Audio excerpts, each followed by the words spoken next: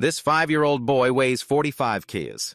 However, when he went for a checkup, the doctor said it was perfectly normal because both of his parents are world champion sumo wrestlers. Moreover, he has a special physique. Everything he eats is absorbed and converted into fat. Hearing this, his grandparents and father were very happy because the son resembled his father, not the neighbor. The doctor even declared that he should never expect to be skinny with such an oversized body. Later, when he goes to school, he definitely won't be able to make friends. Thakteen immediately panicked and tightly held the cake in his son's hands. I don't want to be fat.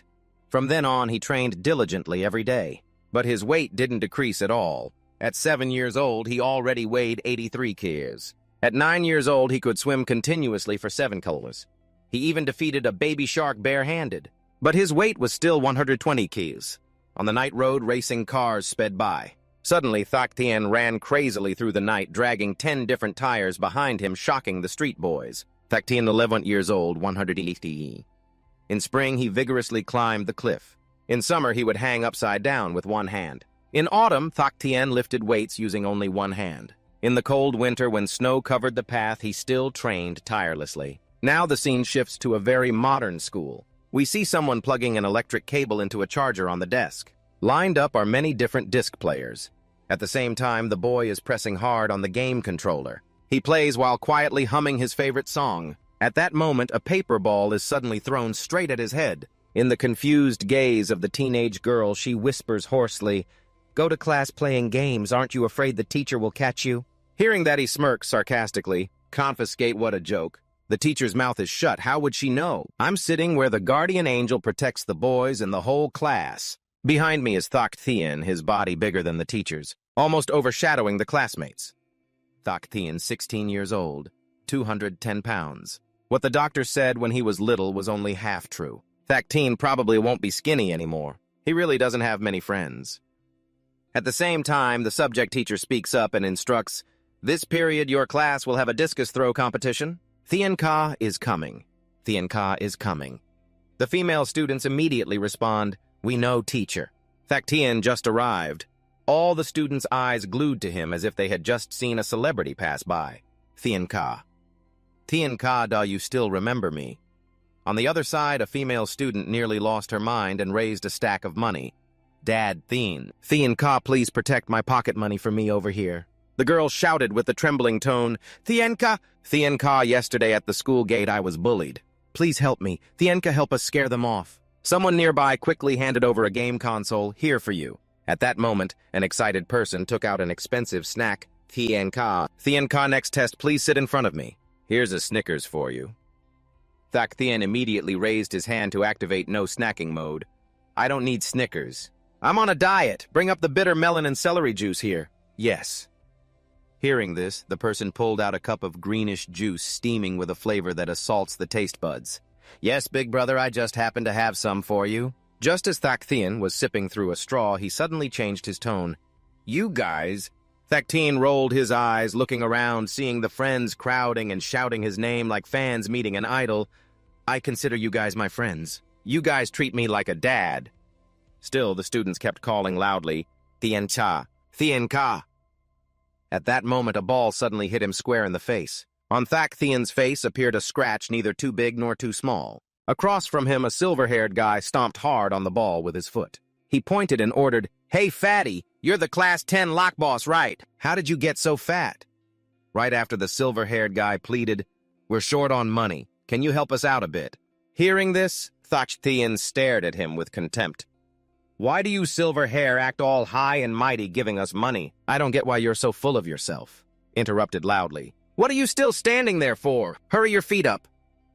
At the same time, groups of students whispered in small clusters, "Who are these two?" The person beside frowned while observing, "Those are 12th graders. Some newly risen bullies lately. Seems like the boxing gang." Hearing this, the other couldn't help but worry. Boxing isn't that game over for them? A weak voice came from the opponent. "That's right. They're done for." Turning back to Thakteen, he just sighed deeply. Thakteen turned and took heavy steps backward. He boldly took the ball from the girl's hand. Just as she swung her arm to throw the ball, it had already fallen into Thakteen's hand. Before leaving, he politely asked, "Let me borrow this for a bit."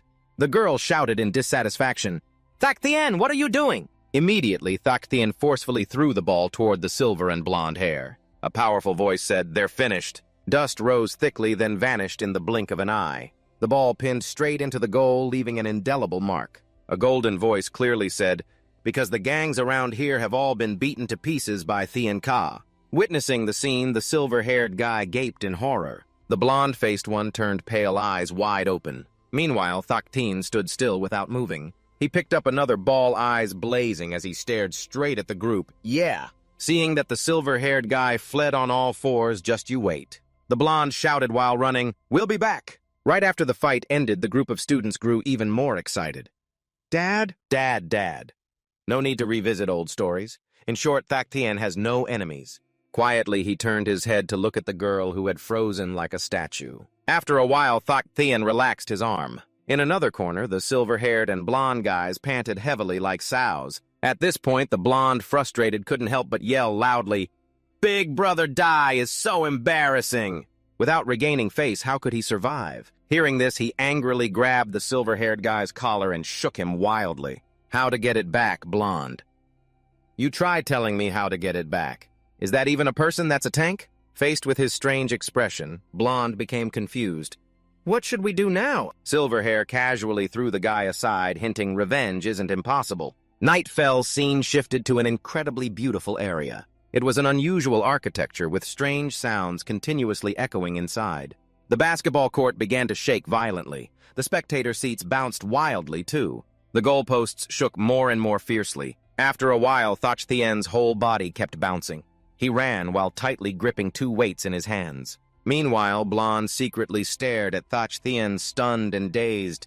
"What is this guy doing?" At that moment, Silverhair's voice echoed, "I've asked around the watchers here for a long time. Every day he comes here to train until the gym closes. Now at this time, basically no one's around anymore, and he's so strong yet still has a reason to train here every day.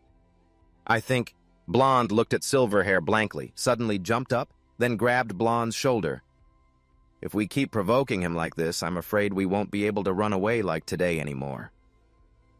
Hearing this, he felt a bit uneasy, but couldn't continue on the outside. "At least you have to discipline him. Discipline him, big brother." "How can I withdraw?" Silverhair silently bent down to look for something, then replied, "No way." After a while, he took out a lock and a tube of glue. Immediately, Silverhair approached the door and tightly wrapped a chain. He used force to clamp two sockets together. Then Silverhair used the lock to clamp across the door.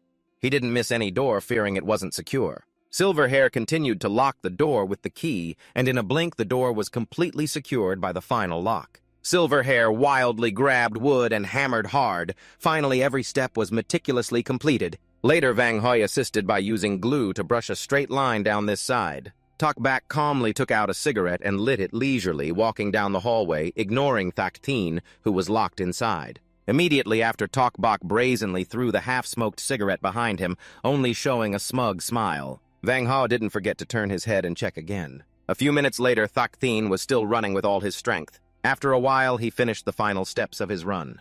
Thaktin fumbled, searching inside his backpack, his eyes looking around. He took out a large scale along with a plastic basket full of balls, and finally a tray with something unclear inside. Then Thaktin quickly pulled an object from his bag and suddenly took a deep breath. He blew strongly into the object with his mouth. Thaktin brazenly took out a children's pool, marking the water level before and after he lay inside. Next, he dropped fixed-weight steel balls into the pool to match the water level he had marked earlier. Finally, he just needed to weigh the pile of steel balls to find out his final weight. The needle on the scale's display started to move gradually, and he silently stared at the scale for a long time. At that moment, the needle suddenly moved quickly and finally stopped at a number.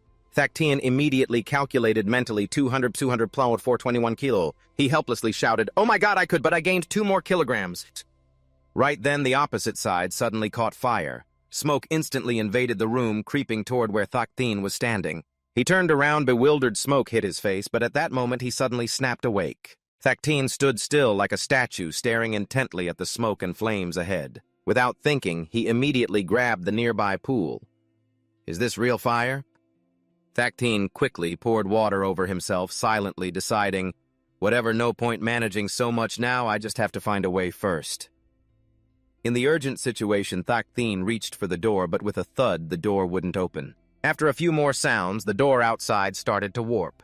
In a blink, it deformed abnormally, with the door corners suddenly cracking in 2 places at the top. Immediately after, the door was split into 2. Inside, Thaktheen put all his strength into pushing the door wide open, pressing tightly on the metal plate, his mind nearly chaotic. At this moment, Thaktheen's face was pale, struggling to breathe. He reached out into the void. Am I dead? The area where he stood began to burn fiercely. The next morning, sunlight shone down on the rubble. Thaktheen reached up through the hard layer of stone, pushing hard against a cement wall. He leaned forward to sit up, shouting forcefully. At this moment, Thaktheen looked around in shock. He was still alive. He looked confusedly at the mirror opposite him. Upon seeing himself in the mirror, Thaktheen froze, eyes wide open. In that moment, time seemed to stop, their gazes locked deeply and unexpectedly. After a while, Thaktheen finally recovered, lightly touching the mirror. Good morning, brother. He showed a horrified expression. You too, trapped inside by fire. Trapped. Then he nearly lost his calm and shouted, say something. Thaktheen frantically held onto the mirror tightly. At that moment, his fingers squeezed so hard they began to bleed. Thaktheen slowly raised his hand, his palm continuously bleeding. He started to feel the strange face on the other side of the mirror. Thaktheen, familiar voice echoed, Brother, you're so handsome. At that moment, his heart raced, and he blankly said, You're really the fat brother transformed. From a duck turned swan now. In another scene, police ambulance and fire trucks rushed along the highway. Meanwhile, Thaktheen slowly turned his head toward the smoke. He involuntarily shuddered. It's over. Almost forgot this was a fire scene, and he had no clothes on. If discovered, it would be the end. Thinking this, Thaktheen glanced around, searching. In an emergency, we need to leave here quickly. First, I have to find something to wear. I only see it faintly drifting with the wind. Thaktheen stared helplessly at the flag. This is Dongsun City, Namkin Street. Pedestrian Street, People's Square. At this time, the crowd was bustling back and forth. Suddenly, a figure rushed past, causing 2 female students to drop their ice cream on the ground. Witnessing that scene, the eyes of both girls lit up. The aunts and uncles were enthusiastically practicing dance. Just then, that figure dashed past the fan again. What they were holding immediately fell down. The group watched the figure with dazed eyes. In another corner, the driver gripped his phone tightly. I said, you better update the character and card quickly. Otherwise, we'll lose millions every day. Then the bare figure of Thaktheen hit his eyes directly. The car suddenly crashed straight into the tree across the street. The driver kept crying. Manhwa and money didn't matter anymore. My life has been enough. Under the bright sunlight, Thaktheen charged forward full of energy. The other person couldn't help but exclaim, Maybe right now I'm witnessing the toned body of a guy covered only by a piece of bright red cloth. Hundreds of eyes followed Thaktheen's figure. The other person silently confirmed the peak beauty of the noble sun. People moved aside. Heart-shaped petals flew everywhere. Meanwhile, Thaktheen kept running enthusiastically. His face had turned pale amidst the bustling square without him realizing. The crowd's eyes continued to follow him, showing the spirit of exercise, displaying youthful style. The crowd of female students went wild, shouting in unison, Big brother, are you showing off your youthful vitality? Hey, you're such a pervert, big brother. Your bare body is so adorable, but you're also way too handsome. The crowd almost lost their minds and surged forward. Big brother, can I add you on WeChat? Big brother, how do I get to your heart? Big brother, can I run with you? Big brother, leaves return to trees. I return to you. Meanwhile, Thaktheen ran fiercely. Now his face was red from ears to cheeks as he silently hissed inside, Where's my dignity? Moreover, the past scene replayed once again. The female students frantically rushed forward. Thienka is here. Thienka is here. Thienka. Do you remember me, Thienka? Thaktheen couldn't help but sigh. How can it be so opposite? Thinking of this, Thaktheen suddenly broke out in sweat. Damn it! I originally wanted to quietly go home, but the crowd keeps getting bigger. I have to run now. The fans behind chased Big Brother. Big Brother, don't leave us. At that moment, Thaktheen suddenly froze. Also, his stomach started growling from the beginning. I suddenly felt so hungry. At the school teacher's office, the homeroom teacher was shocked, picking up the phone. Thaktheen, really? He shouted loudly. What? Sick. The homeroom teacher found it hard to believe. How could there be a virus in this world that makes a young hero like Ondung sick?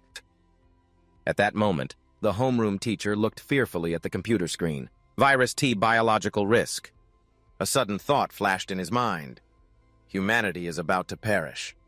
Cut to Thak Thien's house. Inside, the computer was neatly placed on the desk. The screen showed dense lines of text, rapid weight loss. Causes of rapid weight loss. Why rapid weight loss? Causes of rapid weight loss. Images of rapid weight loss. At that moment, the TV suddenly lit up. Idol producer greets everyone. The person politely greeted, "I am a trainee this season. I like singing, dancing, rapping, basketball." Meanwhile, Thach Thien stared seriously at the screen. At the same time, the teenager started shaking his hips. His voice then rang out, "Great. The next second, come closer to me." At the same time, he suddenly started swaying his hips gracefully. In that moment, the teenager turned to look at the fans. The dream is ready.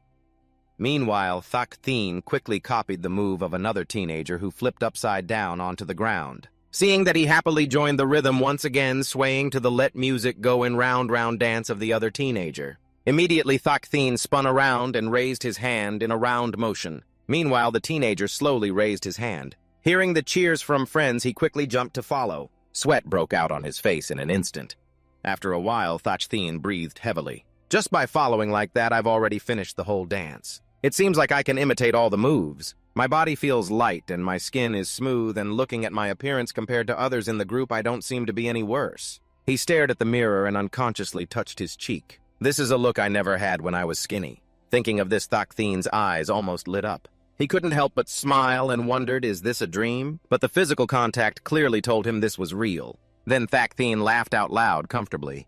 No mistake, this is really me. At that moment, his stomach growled loudly again. Thach Thien stared blankly at the ground.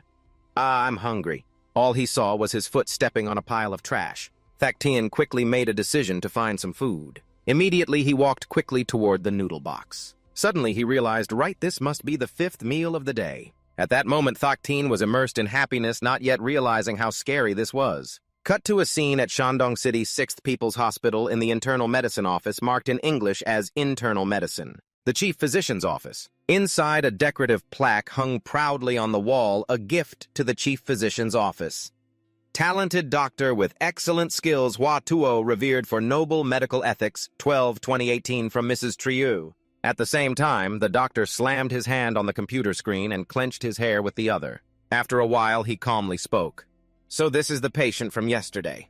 Thach Thien did not hide it and affirmed yes. Then the doctor suddenly pointed at him and said, "And this is the patient from now." Thach Thien instinctively replied, "Yes, this is me," seriously answering. The doctor suddenly changed his tone as soon as he saw the expression on the doctor's face. Thach Thien was momentarily stunned. The doctor suddenly exploded with emotion, raising his voice to question, "Did you go to the training ground that day? What the hell was that? In short, let's do a full checkup first and see how it goes." As soon as he finished speaking, Thach Thien followed directions to the blood draw area. Then he stood straight to have his height measured. Finally, Thach Thien's body was placed into a scanning machine. 2 hours later, the doctor clenched the piece of paper in his hand and exhaled deeply. Impressive. In front of the doctor were dozens, hundreds of strings of numbers lined up. Instantly, he rattled off a series of statements. Blood pressure, blood fat levels, various proteins. All of your indicators don't have any arrows up or down. Hearing that, Thach Thien's eyes opened wide. The doctor suddenly concluded that all the indicators were in the middle range. He frantically tore at his hair. "If I hadn't seen your tests with my own eyes, I would think you were deliberately messing with me. I can't deny you're not sick." But seeing his confused face, the doctor bluntly declared that his health was somewhat fake. At that moment, Thach Thien could not hide his dissatisfaction and stood up abruptly. He angrily shouted, "So is it good or bad health? What are you saying? I've been losing weight rapidly and now I'm always hungry. I spent $38,000 on tests and all they found was that I'm healthy." The doctor couldn't help but feel frustrated. "How would I know you're denying 45 years of my medical experience in just 2 hours? After a while, he responded wearily, "This is already in the realm of fantasy. I'll prescribe you some traditional Chinese medicine to take home." Half an hour later, on street number 10 in front of the hospital gate, the crowd was bustling back and forth. At the same time, Thach Thien silently cursed that the test results revealed nothing, just nonsense about basic health that wasn't true. Since that night of the explosion, he had been feeling it himself. At this moment, the nerves in his brain involuntarily twitched. Across the street, a female student stared at Thach Thien with an admiring gaze. "Look at that guy. That guy, the older brother over there, is so handsome." The person beside her put on an embarrassed expression. He's looking this way already. Hearing this, the female student grew increasingly excited. He's looking at us. My heart's beating so fast. Her friend began to get nervous. What should we do? Should we go say hi? In that moment, Thak Tien's eyes were almost glued to the pastry in her hand. His mouth involuntarily opened wide and saliva kept flowing down his stomach as if there was a black hole there. In Thak Tien's mind, only two words existed. Food, food, food, food. He stared intently at the boy opposite him. Immediately after, Thak Tien shifted his attention to the lollipop. In the blink of an eye, he turned to look at the young teenager. This time, the soda in his hand hit Thak Tien's eyes like a beckoning call. Thinking of this, he began to groan from the depths of his heart. Food, food, food, food. It was only seen that Thak Tien crazily ran straight ahead. The scene shifted to the BFC stall, a place not meant for people trying to lose weight. The restaurant staff smiled brightly, welcoming guests. May I ask, sir? Before she could react, Thak Tien suddenly slammed his hand hard on the table. The restaurant staff's eyes widened in surprise. So handsome, so handsome. Is this Kabeden? She softly spoke, sir, you need. But meanwhile, Thak Tien's eyes gradually went blank. He mustered all his strength to respond, I need. Thak Tien paused for a moment, then started ordering as if chanting a spell. Spicy chicken fillet, set French fries, burger baked potato, burger fried chicken, leg burger, roasted chicken leg burger, taro lava, French fries, roast chicken fillet, hot wings, chicken nuggets, and other menu items, 2 portions each. In an instant, darkness began to cover the stall. Meanwhile, Thak Tien frantically stuffed food into his throat. He kept mumbling spicy French fries, set burger baked potato burger, chicken leg, 2 portions. The staff looked at him in horror. Aren't you already eating? Nevertheless, Thak Tien kept eating and kept ordering without stopping. Spicy French fries, set burger baked potato burger, chicken leg. He took a big bite and continued to ask for spicy. French fries, set burger baked potato burger, chicken leg. In the blink of an eye, the first light of day covered the stall. At the same time, Thak Tien's movement slowed down, returning to his small house. The shadows of trees swayed gently. Meanwhile, on the table, fast food had piled up without anyone noticing. Thak Tien carefully thought to himself, since that fire incident that night, I finally thought of this. He looked up at the pile of food. I'm full now. At that moment, Thak Tien tilted his head to one side. I remember from childhood I had a passionate love for hamburgers. Thak Tien eagerly took a big bite. He widened his eyes, looking down at the food on the grass. Mom, what is this? It looks so good. The mother smiled gently. As long as you're happy. Just then, the father suddenly stood up. He stepped closer to Thak Tien. The father gently stroked his hair. Then you must remember the names of these dishes. The name is... Suddenly, he raised his voice and emphasized, that is junk food. Back in reality, Thak Tien cried bitterly. Since then, he never ate them again. Since then, to lose weight, he silently shed tears, feeling heartbroken. I have been completely vegetarian for 15 days, and Thak Tien's true soul began to awaken. His eyes opened wide, the corners of his mouth involuntarily curved up. Immediately after, Thak Tien raised his head, his eyes shining brightly. I really miss them. At the same time, he wiped away tears at the corner of his eyes. Long after that, Thak Tien sat waiting slowly on the floor. He kept thinking he was full, and moreover, he even brought leftover food home. It seems like all the fast food chains have bought everything and brought it here. Thinking of this, Thak Tien suddenly became serious. Then based on this amount of food, it should be enough. He immediately raised both hands and counted each finger. After a while, Thak Tien suddenly froze. You could only see him shocked as a day's worth of thoughts flashed through his mind. Thak Tien then put on a pathetic expression, truly ridiculous. He dazedly reached for the weight loss pills. Immediately after, Thak Tien poured them into a glass jar. He just saw Thak Tien tighten his grip on the jar handle while walking straight ahead. At that moment, he lowered his head, his mind stirred with complicated thoughts. When I was gaining weight, I didn't dare to eat, but now that I'm thin, yet the amount of food has increased 20-fold. I could only use some herbal medicine, but the doctor wasn't sure, so I tried to reduce it. Thinking of this, Thak Tien gripped the jar handle tighter and tighter. He questioned himself, is this condition good or bad? At that moment, a sudden heat was transmitted straight to his hand. Thak Tien immediately panicked, cursing, "Damn, it's hot!" Instantly, the tea jar shattered into pieces, hot water splashing everywhere. Thak Tien fell to the ground, clutching his face and crying like a child. Suddenly, Thak Tien slowly opened his eyes. Something was wrong. I only heard the warning sound of boiling water before pulling my hand back. But even if boiling water splashed all over me, I didn't feel hot. A moment passed, and I suddenly felt that using myself was increasingly not really myself. How could this water boil without heating it? Clutching tightly. Immediately after, Thak Thien shifted his attention to his palm, only his own hand. He hesitated, firmly gripping the thermometer in his hand. You could see Thak Thien slowly placing it near his index finger. In an instant, the thermometer shattered into hundreds of pieces. Without thinking, Thak Thien switched to using a meat grilling thermometer. A mechanical voice sounded briefly, "Your grilling temperature is 230 degrees. At that time, Thak Thien had requested 3 days off at home. He underwent countless health tests. Finally, he understood that his body had undergone a miraculous transformation. First, Thak Thien's height dropped from 220 centimeters to 187 centimeters, and his weight went from 480 kilo down to 62 kilo. Second, Thak Thien's eating capacity increased 20-fold compared to before. Third, his metabolism showed no changes, but as soon as he ate, his 2 ears would quickly warm up. That's how the calories from food were burned. And if Thak Thien tried to not eat, he would become hungry. His hands would uncontrollably emit heat multiple times. From that, his body would instantly speed up the process of becoming thin again. The egg in Thak Thien's hand heated up and cracked over his body. From then on, he no longer feared burns. His hands could touch fire without injury. Faced with his strange transformation, Thak Thien only wore an indifferent expression. At that moment, the phone suddenly rang. He was startled and looked down, his eyes fixed on it. Meanwhile, Thak Thien was now very hard to feed. The available balance wasn't bad. The debt due this month was $8,089.83. 1 week later, the school scene appeared. Groups of students eagerly entered the school. At a corner of the hallway, female and male students alternately gazed ahead with admiration. At the same time, 2 male students gathered. One suddenly announced, "You know, the body found in the physical education room was wearing Thien Ka's clothes. Thien Ka was injured in a fire and then hospitalized for surgery." The other couldn't help but find it hard to believe.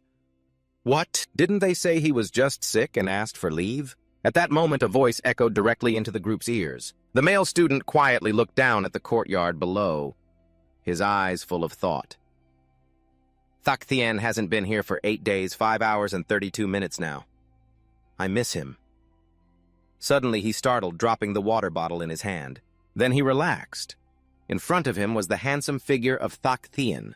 He kept waving goodbye. You couldn't help but marvel, sure enough, when a guy is handsome, he becomes like this. The female student watched Thak Thien's back. Her heart fluttered for a moment. So handsome, so good-looking. The girl beside her trembled and said, I'm about to faint." The male student continued reciting poetry. The guys were stunned, the girls were swooning. That's how people usually are at this moment. Thak Thien stopped. His eyes quickly scanned toward the group. Right after, they stared at him wide-eyed and asked who his classmate was. Hearing this, Thak Thien almost wanted to jump for joy. It took him half a day. Basically, no one recognized who he was. The corner of his eyes involuntarily welled up with sadness. Truly sad, sad to death. There's a mysterious feeling when you've lost weight, and now no one recognizes you. Suddenly, a clear voice came from behind. "Wait, you." Upon hearing the voice, Thak Thien slowly turned around. The female student looked up at him, her lips slightly moving. "Could it be you? You are the one." Hesitating for a moment, then continued. "The person who appeared in my dream last night." At this sudden question, Thak Thien almost froze. He lowered his face to the ground, gently running his hand through his hair. Then Thak Thien shouted in frustration, "I can't take it anymore. I am Thak Thien." The group was almost speechless, each one confused. He pointed at the person opposite him. "Don't act like you're listening to a ghost story. Need me to prove it?" Wang Ximao said. "You were bullied by seniors before and got beaten but didn't dare tell anyone. I even helped you fight back. No third party knows about this." After speaking, Thak Thien exposed more Lu Tiu Vu. "Last week at the internet cafe reported the guy next to you cheating. Then that night, 17 guys blocked you at the door. I helped you get out of that. No third party knows about this."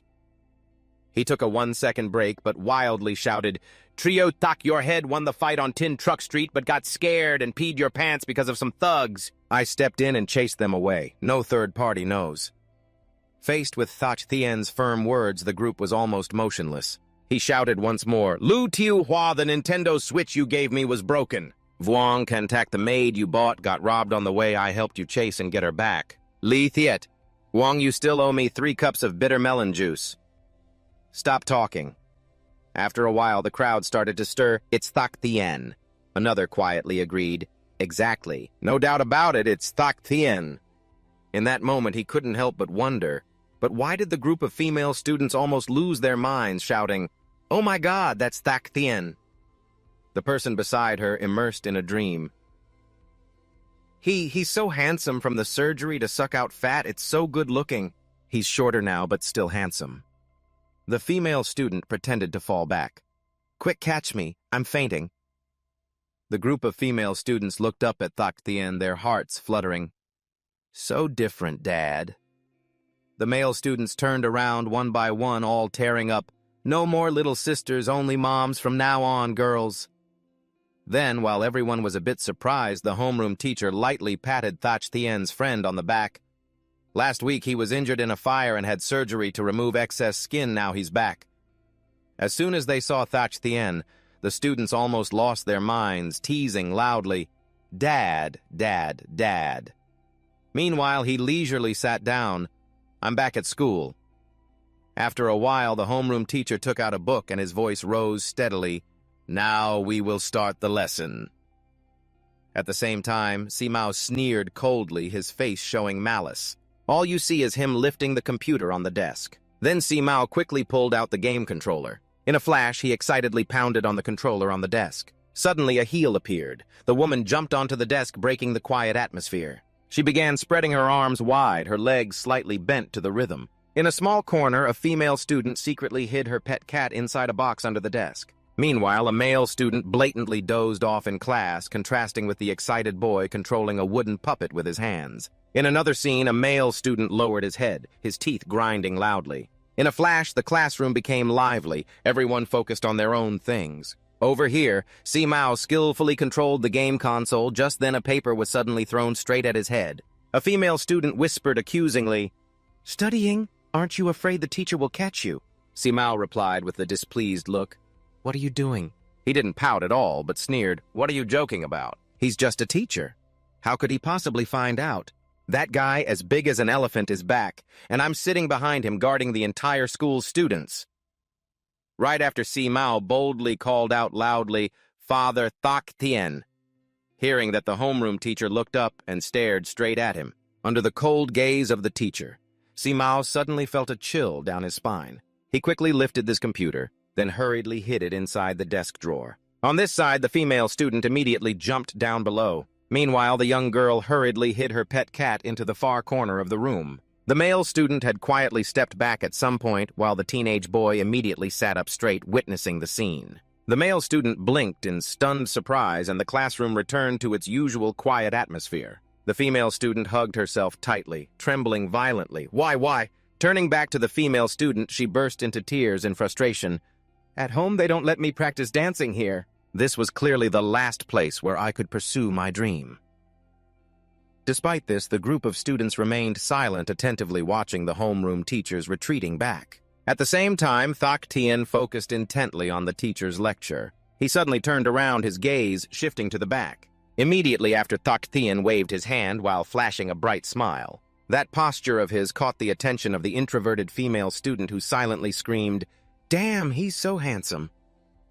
During the lunch break, the group of students gradually walked back and forth along the hallway. At the same time, Tok Bak stared thoughtfully into the distance. Suddenly a voice rang out, "Boss Vang Ho?" Startled, he shouted, Boss, I heard Thach Thien is back at school." Could he possibly beat us to death? Crying, he grabbed Vang Ho's collar tightly. "How should I know? You ask me, who else can I ask? I didn't even know about the fire at the sports ground that day." He was almost in tears. "But boss, what are we supposed to do now?" At that moment, Vang Ho's body trembled violently. He whispered hoarsely, "Our stash is still over there. Sooner or later it will be found out." He had mentioned before that he was still practicing assassination. Upon hearing this, Tok Bak suddenly loosened his grip on him, gritting his teeth. "If that's the case, we gotta go all in." Seeing this, Vang Ho hurriedly advised the boss, "Don't think like that. Rather than seeing you beaten half to death by him, I'd rather see you jump off a building." Tok Bak replied irritably, "Please have some faith in me." "Don't worry, I've already prepared."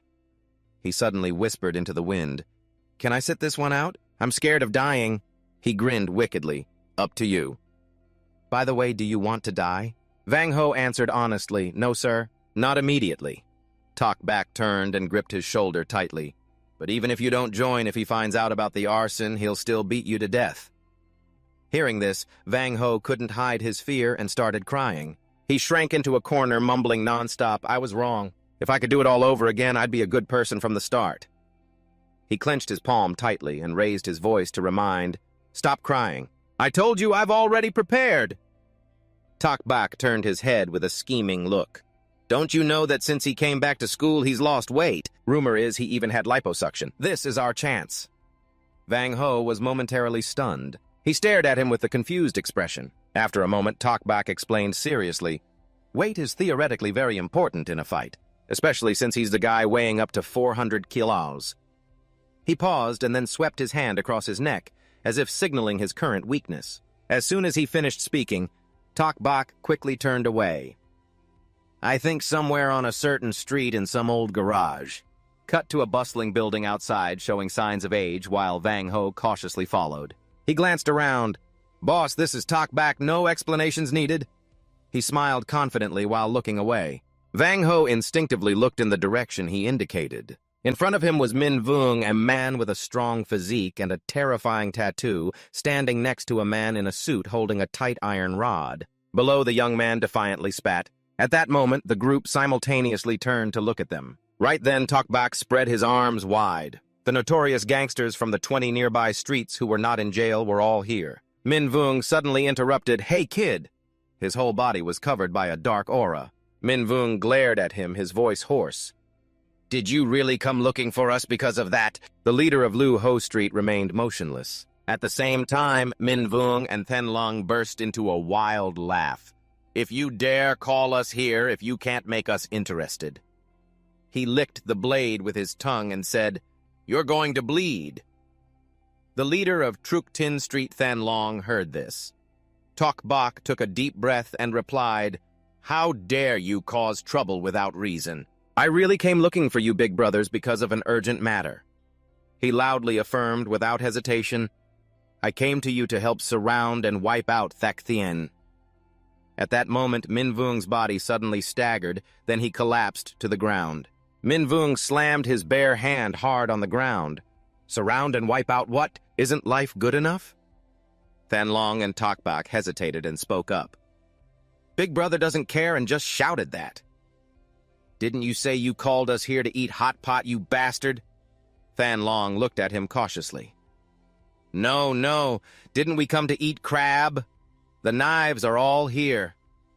Despite Tok Bak's pale face, his hands scrambled nervously. Big brothers, no, that's not it. Quickly, Tok Bak responded, We will eat, we will. After dealing with Tan Thak Thien, I'll invite you guys. Min Vung ignored the explanation and shouted, I'm not going. I'm not going. Then he angrily turned to Tok Bak. You damn liar. After I deal with him, I won't need to eat another meal for the rest of my life. I was bullying some students earlier when I ran into Thach Thien. The scene from the past appeared again. Min Vung stepped closer to the boy. At that moment, Thach Thien immediately noticed him approaching and placing his hand on Min Vung's neck. Without a word, Thach Thien lunged forward and punched him hard in the stomach. Min Vung painfully clutched his arm, which had been broken by the punch. At the same time, Then Long lost his mind, wildly shouting, Don't let me hear that name again! Don't let me hear that name again! Don't let me hear that name again! Don't let me hear that name again! Seeing this, Min Vung looked at Then Long in confusion. Then Long shouted again, How can you be so stupid? Going up against him. Suddenly, Then Long tore open the cloth covering his body. Do you know why? The tattoos on me are from when Thach Thien slammed my head against the wall last time. The image of Thach Thien smashing his head into the wall with his bare hands felt like it had just happened yesterday. Then Long arched his belly forward and shouted loudly, And now they've been wiped away. It was terrifying and utterly tragic. Seeing his appearance, Min Vung sobbed miserably. Don't provoke him. Then Long writhed on the ground. Why mention the name Thach Thien? In an instant, chaos erupted, the group screaming, Oh God, you demon, get lost! Why do you want to hurt us? Short Hair couldn't help but cry loudly. Why? Why must you mention the name that shouldn't be spoken here? This is too painful. People below kept holding their heads. My chest hurts so much, help me, God. At that moment, Tokbok shouted, All right, I get it, none of you can beat him. But then he raised the photos high and the crowd looked on in confusion following Tokbok. At that moment, the announcement came, Look, this is the real Thak Thien now. At the same time, one of the photos hit Minvung's face. When he saw it, he screamed as if he had seen a ghost. I won't look. I won't look. Tokbok tried to persuade him. Just look a little, just a little. Minvung kept refusing. I won't look. I won't look. After a while, he looked at the photo blankly. Minvung pointed at the boy in horror. That's Thak Thien. Isn't that an angel? Seeing that Tokbok quickly confirmed, That's him. That's the Thak Thien of today. After we set the fire, he had surgery and then got skinny. At his confession, the group fell silent, stunned. At that moment, Than Long broke the tense atmosphere. Here, Vuong Min, old Vuong, what do you think? Not sure yet. Decide quickly, I still have to go home and do homework. Vuong Min said hesitantly. Not sure, can we try? In an instant, he regained his composure, his voice booming with authority. So, what's your plan? Silverhair calmly gave a very simple idea, gang up on him. First, I want to use the most devious trap to lure him out. At the same time, the school bell rang continuously. At this moment, Blondie peeked his head into the classroom. Most of the students had already left inside. He nervously approached Thak Thien's desk. Turns out the devious trap in the boy's hearts was writing a love letter to lure him out. Moreover, I have to be the one to deliver it. I clearly want to be a good guy. Blondie quickly shoved the letter into the desk drawer. Anyway, just put it in quickly.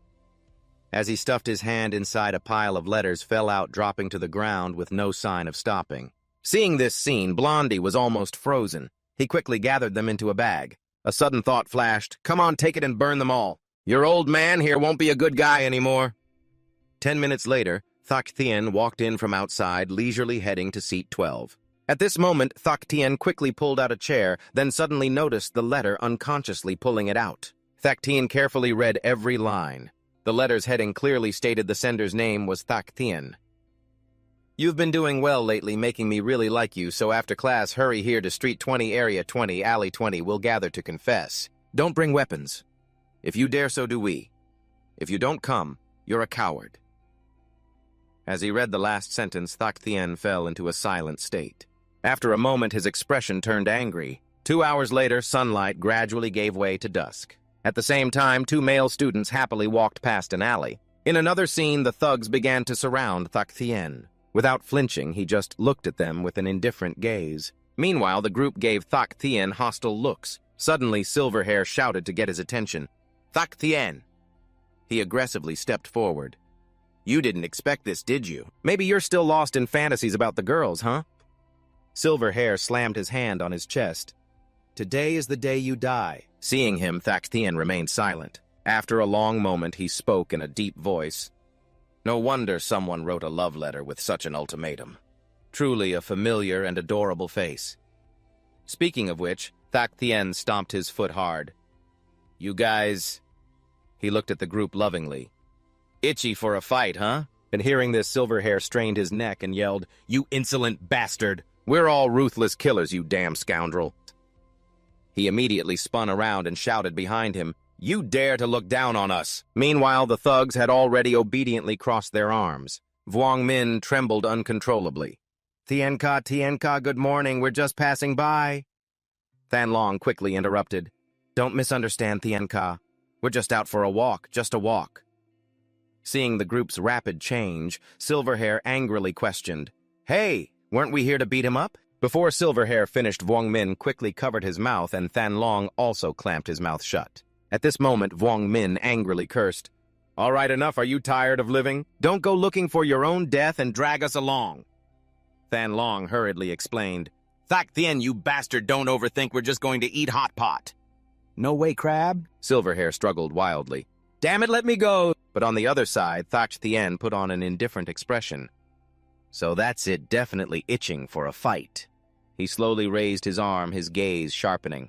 Thak Tien clenched his fist tightly. Then he forcefully twisted his arm silently, considering whether to intimidate a little. Seeing that the group was almost stunned. Right at that moment, the sound of bones cracking echoed and the pain immediately spread. Thak Tien's eyes widened to their fullest and he slowly lowered his arm down. Then Thak Tien silently pulled it back behind him, his face briefly tense, his mind screaming wildly.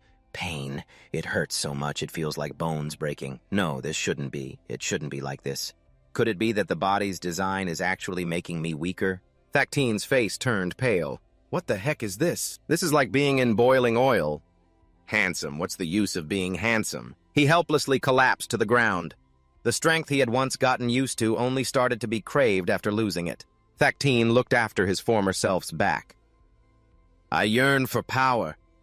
He reached out, trying to touch his former bulky figure, even though at this moment, Thak Tien was almost motionless. The group stared at him in shock.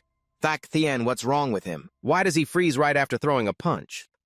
The person beside hesitated and replied, Who knows, but that punch really made a loud noise. Another quickly moved, strong, too strong. Someone else whispered in the wind, Should we run away? Right then, Min Vuong shouted orders, Wait! That's not right! The group looked at him confused. Vuong Min Old King. Min Vuong looked up and observed slowly.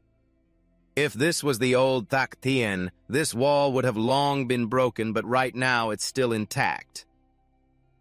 As soon as he finished speaking, a sudden guess flashed. Could it really be? Immediately, Min Vuong glanced over at Tok Bak. Hey! You told us to come here, now you try it.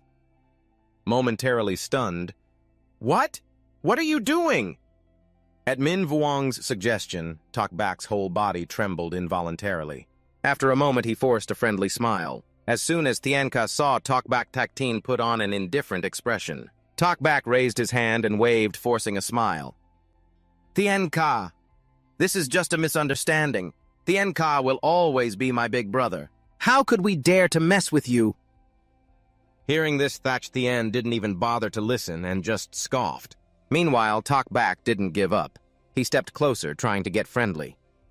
Isn't it true that you got injured and went to the hospital and even had liposuction? We're actually here to surprise you to celebrate your discharge. Saying this, he cautiously extended his hand toward him. So please forgive me, okay? And secretly, an evil plan grew in Tok Bak's mind. Once I grab it, I'll increase my strength. On the other side, Thak Tien tensely observed every move.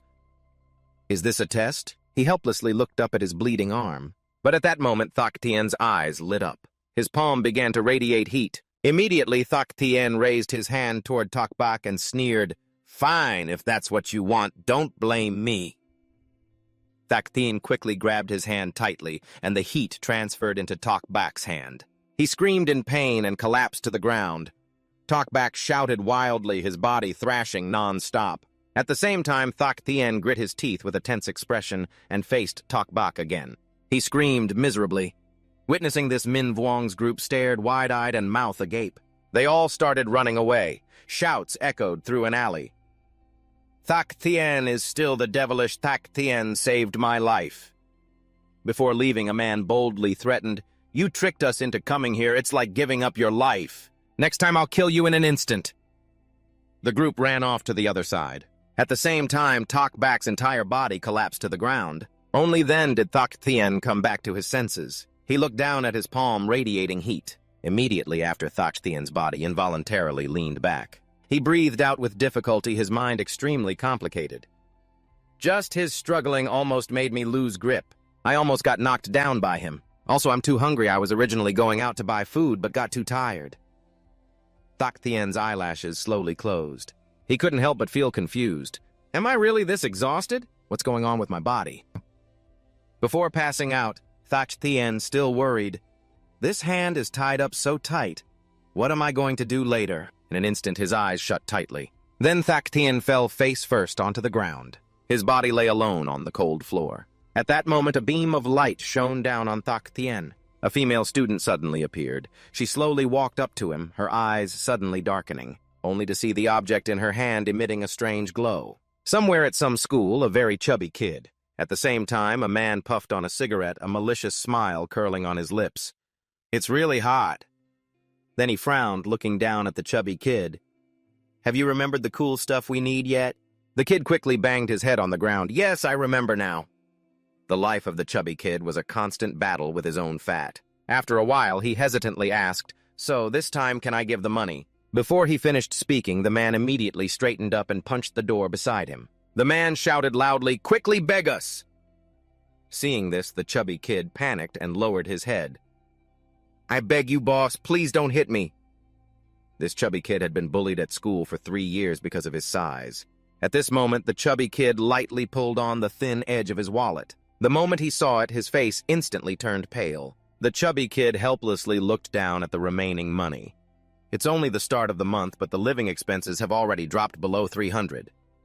He painfully calculated, this month is probably going to be very hard to live. Just then, a teenager suddenly pressed a knife to the chubby kid's body. "Give me the money now." Inside, the chubby kid panicked. "No, this is bad." He pleaded desperately, "Please, this is all I have left." The man coldly stared at him. "Who cares? Your old man needs to eat crab, so hand it over obediently." Saying this, he pressed even closer to the chubby kid. "Or else in a few minutes." Thak Tien swung his arm hard, and the teenager flew into the air. He mercilessly helped him stretch out his arms and legs. After a while, Thak Tien calmly threw the teenager to the ground. At the last moment, he smashed the teenager's head into the wall with his bare hands. Meanwhile, the chubby kid's eyes lit up his face full of admiration. A few minutes later, Thach Tien sat still motionless. The chubby kid kept moving nervously. After a while, he weakly spoke, "Boss, thank you for saving me." Thach Tien responded indifferently, "It was just on the way. Besides, I also need to thank you. You helped relieve a burden I've been carrying." Then he poured out a story from a manhwa he was reading. It featured a main character who was very fat and also bullied by others. I couldn't understand it at all, couldn't sympathize. At this point, Thach Tien suddenly turned to the chubby kid. "And you made me actually witness a case of someone who is both fat and bullied. Thank you." The kid shouted helplessly, "I don't want to be bullied either." After a while, the chubby kid said with a choked tone, "So what should I do to be like the boss and not get bullied? I've been bullied to the point that I don't even have money for food this month." He stood before the unexpected question. Thach Tien said nothing. The space fell silent. After a while, he broke the silence. "I've thought about it combined with my own experience, I think." Thach Tien suddenly concluded, "Because you're still not fat enough." Hearing this, the chubby kid gaped. The weight and fighting spirit of the boss in the fading evening light made it even more convincing. Just one sentence and I'm already conquered. Indeed, it's the truth. Thach Tien solemnly proposed, "So I'll help pay for your meals this month. According to my eating plan, you can get fatter and stronger." Then the chubby kid's eyes welled up with tears, overwhelmed. "I'm not fat enough. I have to try my whole life to be as fat as the boss." The next month, the chubby kid ate. Until now, because his money was stolen, he hadn't been able to enjoy good food. But the strange thing was every time he ate with the boss only ate green vegetables. After 1 month, his weight didn't change. But the boss said he had gotten stronger. When asked to meet the bullies here, the chubby kid agreed. He quickly regained his spirit standing in front of the bully group, his voice trembling but eyes determined. "That's enough. I've been bullied so badly that I don't even have food to eat. From now on, I won't give you a single cent." The man angrily shouted, "You pig, you called us here just over this." "I see your face looks rosy this month. You don't look like someone who doesn't have food to eat at all. Not giving money anymore, you're just asking for a beating, huh?" The henchman hurriedly stopped the boss. "Wait." The remaining person quickly grabbed the boss's arm. "Don't get agitated, look at the person behind him." The group immediately turned their attention to Thach Tien. As soon as they saw him, the man involuntarily became fearful. The half-visible figure behind the wall was someone of that stature, Thach Tien. The person beside him whispered softly into his ear, "That's Thach Tien." Last week, the gang member Than Long was beaten unconscious by him lying sprawled on the ground. The week before that, Boss Vuong Min was also beaten by him breaking his arm and ending up in the hospital. Now's not the time to provoke him. Everyone calls him the immovable King Min Vuong. At that moment, the remaining guy added insult to injury. Recently, people have seen him going out to eat with this fat guy, and now he even follows him to fights. "He's the bodyguard for this fat guy." Saying this, he fearfully looked at him. Haven't we seen how his eyes look at the fat guy, like a tigress watching over her cub? Back to Thach Tien, his body began to move. Immediately after, Thach Thien signaled with his hand, "Get out of here." He smirked maliciously, beckoning with his hand in one direction to get lost. In an instant, the group all fled. That day, the fat kid successfully scared off the enemy. Moreover, since then, the gangsters in school have always avoided him. The fat kid felt that he had truly become stronger. But his only regret was that just as he happily turned around, he discovered that Boss Thang, who used to eat with him, had disappeared. Since that day, the fat kid never saw him again, but he felt the two would meet again. The fat kid believed that he was definitely an angel sent by heaven to protect people like him. Suddenly, at the moment, Thach Thien slipped into a trance. A voice kept echoing in his ear. "Wake up!" As that sound came, Thach Thien immediately opened his eyes. He panicked and sat up quickly, his eyes darting around. Hu Tronglei whispered, "I am the one from within your soul, the one who has lived with you for 1,000 years. Hearing this, Thach Thien was momentarily stunned. Then he gave him a disdainful look. Tronglei almost shouted, "Your eyes have already revealed what's on your mind. Don't look at me with that burning stare. Don't ruin the mood. After all, this is our first conversation after 1,000 years apart." Then he lowered his voice and added, "But now is not the time to talk. I called you because you're at the brink of life and death. If I don't warn you, you'll be drowned." Thach Thien repeated in confusion. "Drowned. Drowned. What the hell does that mean?"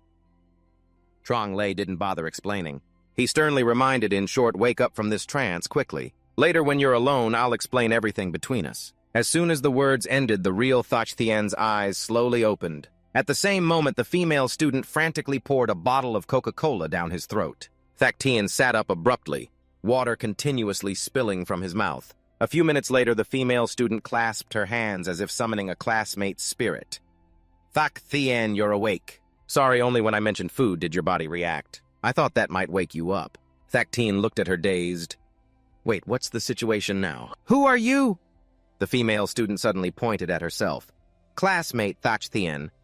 Don't you remember? I'm the one who told you in the hallway I dreamed about you yesterday. We just talked this morning." She nervously explained, "When I found you in an alley, I was about to call 911. At that moment, the female student suddenly noticed his stomach, which started making extremely loud noises. Up to here, she was still shocked. "I panicked and helped you get to the nearest BFC. After that, no matter how much I called you, you didn't respond." The flashback moment was recounted by the female student, but whenever someone called for food nearby, his body would tremble. So she bent down and whispered in his ear, "Classmate Thach Thien hamburger." As soon as she finished speaking, the female student almost snapped awake, her eyes lighting up. Immediately after she shouted salad, Thach Thien's whole body trembled. Seeing this, the female student slowly approached him. "Fried chicken." Saying this, she couldn't hide her joyful expression. "Finally, I thought classmate Thach Thien was so hungry he fainted. Then I bought 2 bottles of Coke and knocked them into his mouth. Halfway through, he woke up." He looked at the female student in confusion. "Playing around is fun, isn't it? Playing with my own body is that fun?" After a while, Thach Thien seriously replied, "Anyway, thanks. I'll pay the bill. If someone bothers you later, just say my name." Just as he was leaving, the female student suddenly called after him. "Wait, classmate Thach Thien." She raised her voice to remind him, "Please eat properly. Please eat properly. Don't get so hungry you faint again. No matter what, you have to take care of your health."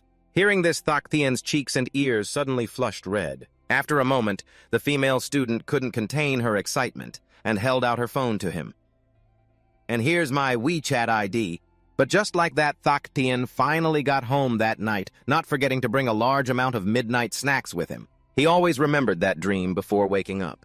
He felt that this matter wasn't over yet, and suddenly a fire flared up in his chest. Instantly, Thach Thien's whole body burst into fierce flames amidst thick smoke. Tronglei suddenly appeared. He cast a cold look at Thach Thien, who frowned with clear wariness. "Not bad showing up already."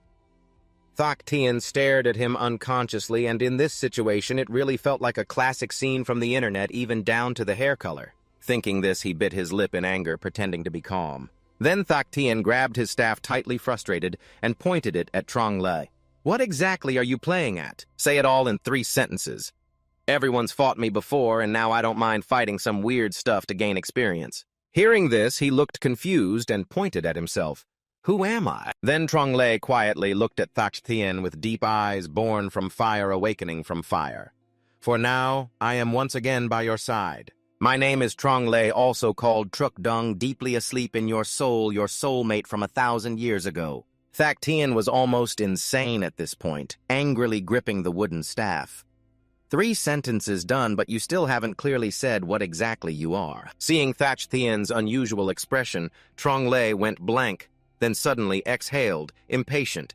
That's very much like your previous life. Let me get to the point. I am a soul fragment, a small piece of your entire soul. So all these past days when you stood in front of the mirror dancing, I saw everything. At the same time, Thak Tien's eyes widened in shock and his body began to blaze. Trong Li smiled lightly, raising 2 fingers.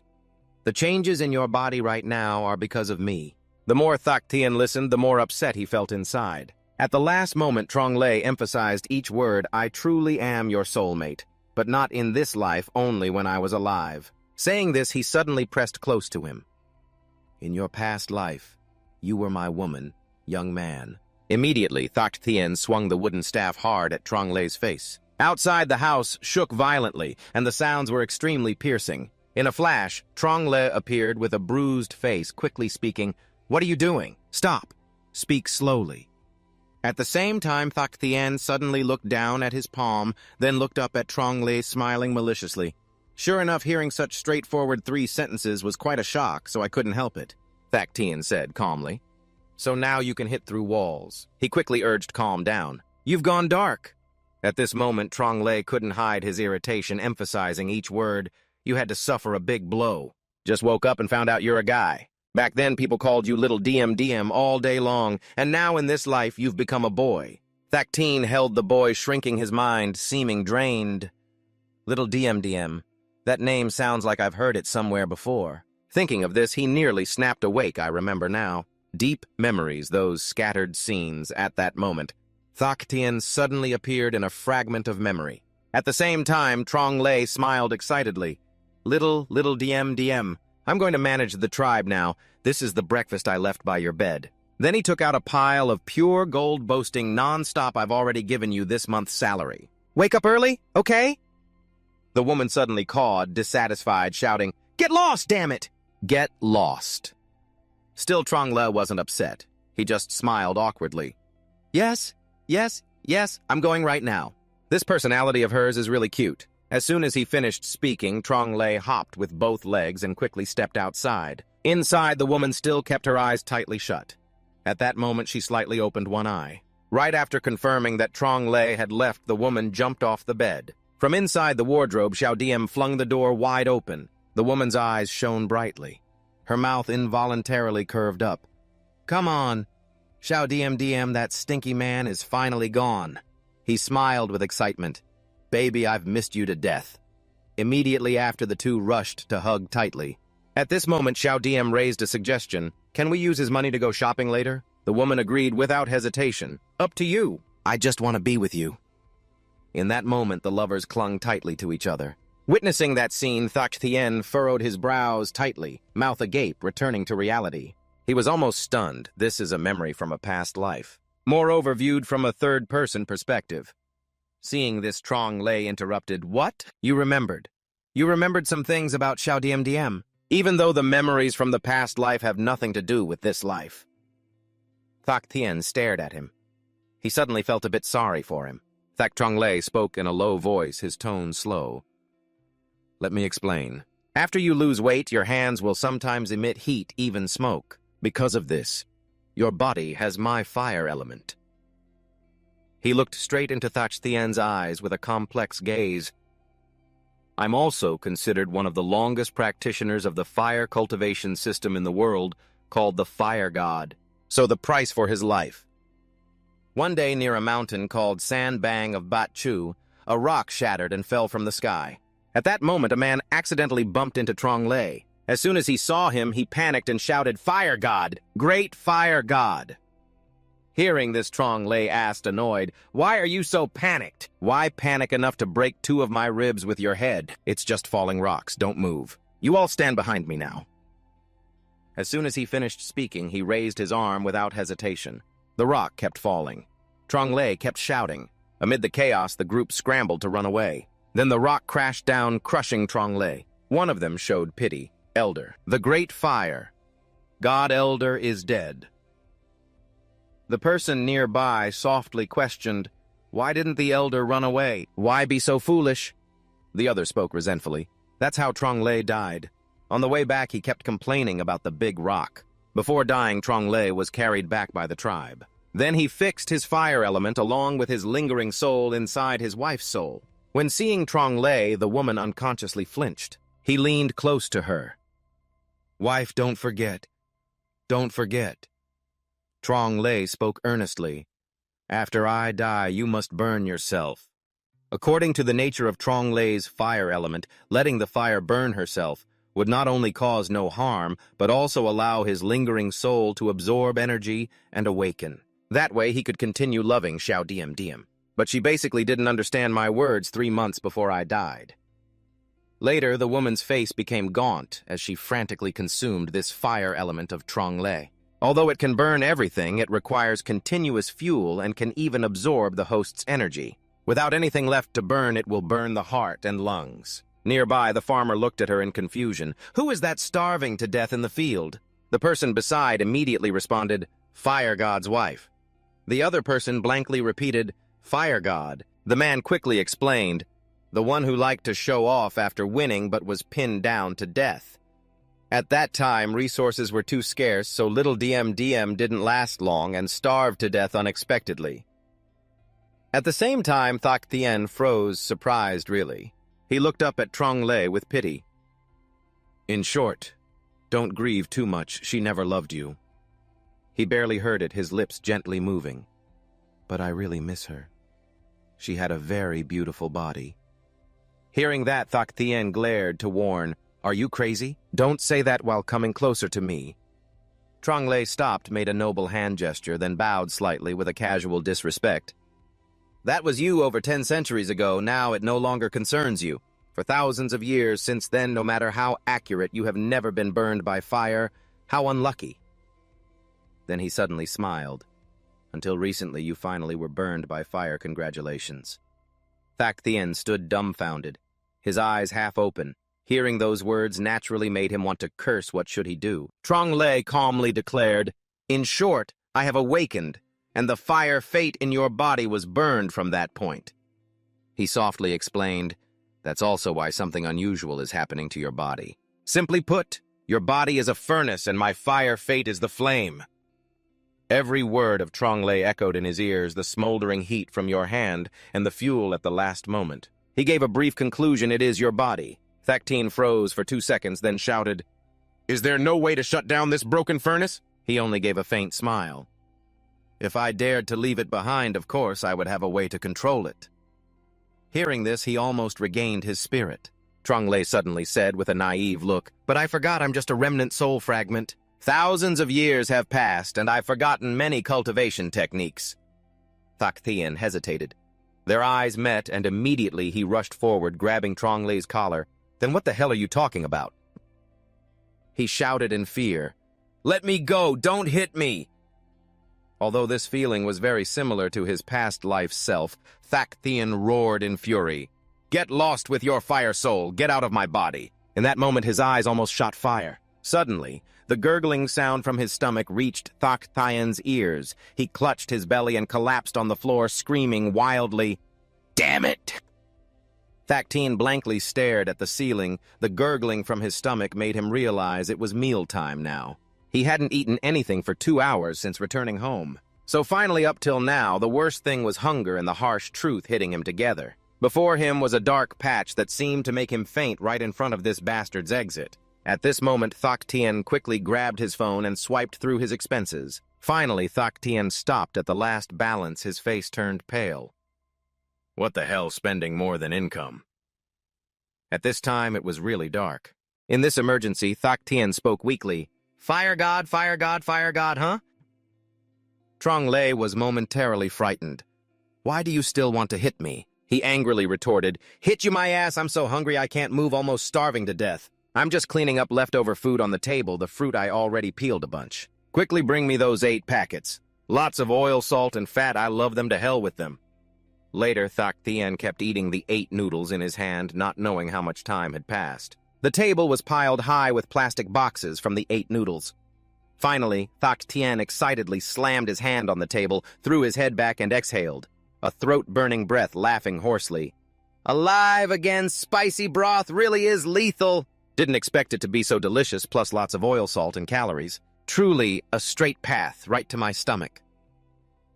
Trong Lei stood aside, watching closely, an indescribable expression. You look really engrossed. Is it that good? Thak Tien patted his belly hard and loudly declared, My life is all thanks to spicy broth. Also, if I starve to death, then my life is on you. He was startled, flustered, waving his hands as if falsely accused. DM, I really didn't mean it. I truly... Hearing this, he shouted fiercely, Don't call me by that pathetic title anymore. Thak Tien began to negotiate. Let's say I'm begging you this life we're not husband and wife. Can we just be siblings? Or we can be father and son. Don't call me little DM anymore. I'm your dad, and I'll call you a dog. You call once, I call once. Hearing this, Trong Lei was silent, didn't respond, then seriously nodded, and raised his hand to swear brotherhood. All right, good brothers. After that, Thak Tien spent an hour dazed in the corner to process this huge amount of information. Trong Lei stepped closer. You're helpless and dismissive. It annoys me a lot. Stay away from me. Thak Tien's appetite is 20 times that of a normal person. Even if he only eats 7 meals a day with this situation, the food expenses will exceed 10,000 yuan. And Thak Tien's father is a sumo wrestler living abroad. They are very strict in managing their finances. The excuse for asking for meal money is basically unbelievable. Thinking of this, he burst into tears like a child. Money, food, money, food. From now on, he feared he could only rely on himself. Thak Tien suddenly thought that becoming a food blogger might be okay, but before stepping into this path, after snapping back to reality for a moment, he didn't know how to handle the next meal. He couldn't imagine food was so abundant nowadays. He might as well have just starved himself a few hours ago. Just then, his phone suddenly lit up. Trong Lei curiously moved closer. You've got a glowing box on you. He quickly grabbed the phone, eyes almost glued to the screen. Inside was a message from Thak Tien's female classmate. Are you there? Don't you miss me? I'm the girl Coca, the one who exchanged numbers with you at KFC that morning. Can I ask you for a favor? Can we talk more tomorrow? I'll pay you back with a meal. As soon as he read the last line, Thak Tien's face stiffened, but his eyes unconsciously lit up with joy inside. Without hesitation, Thak Tien quickly replied, Help, then help. Now hurry up and invite me to eat. Seeing him, he dashed off like the wind. Trong Lei hurriedly called after him. Where are you going? Thak Tien calmly answered, Looking for a way to live. Scene shifts to a restaurant.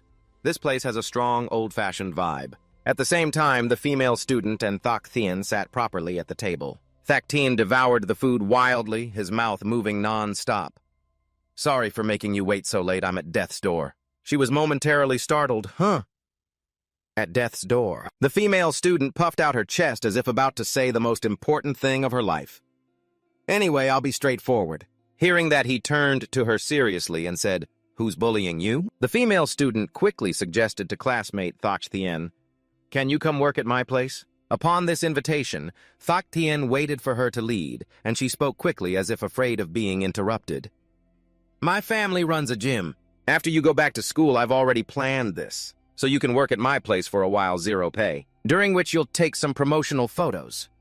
To make sure Thak Tien understood, the female student quickly explained, It's a before and after weight loss comparison. I can give you anything. He quickly replied, No, money needed, just cover the meals. She panicked and waved her hand.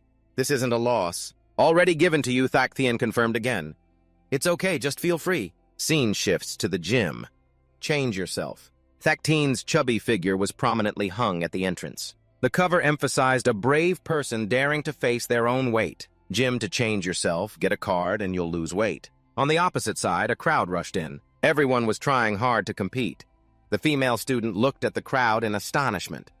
So many people. Maybe all the girls in the world have gathered here. She instinctively widened her eyes. Never seen so many people come like this. Moreover, looking closely, less than half were asking about registration. The female student glanced around. The others were all drooling. At the same time, a shy young woman made a request. Sir, can you be my personal trainer? He responded quickly, like a machine. I haven't reached the level to be a trainer yet, but if you register, I'll do my best to help. As soon as he got the answer, she quickly dashed toward the female student.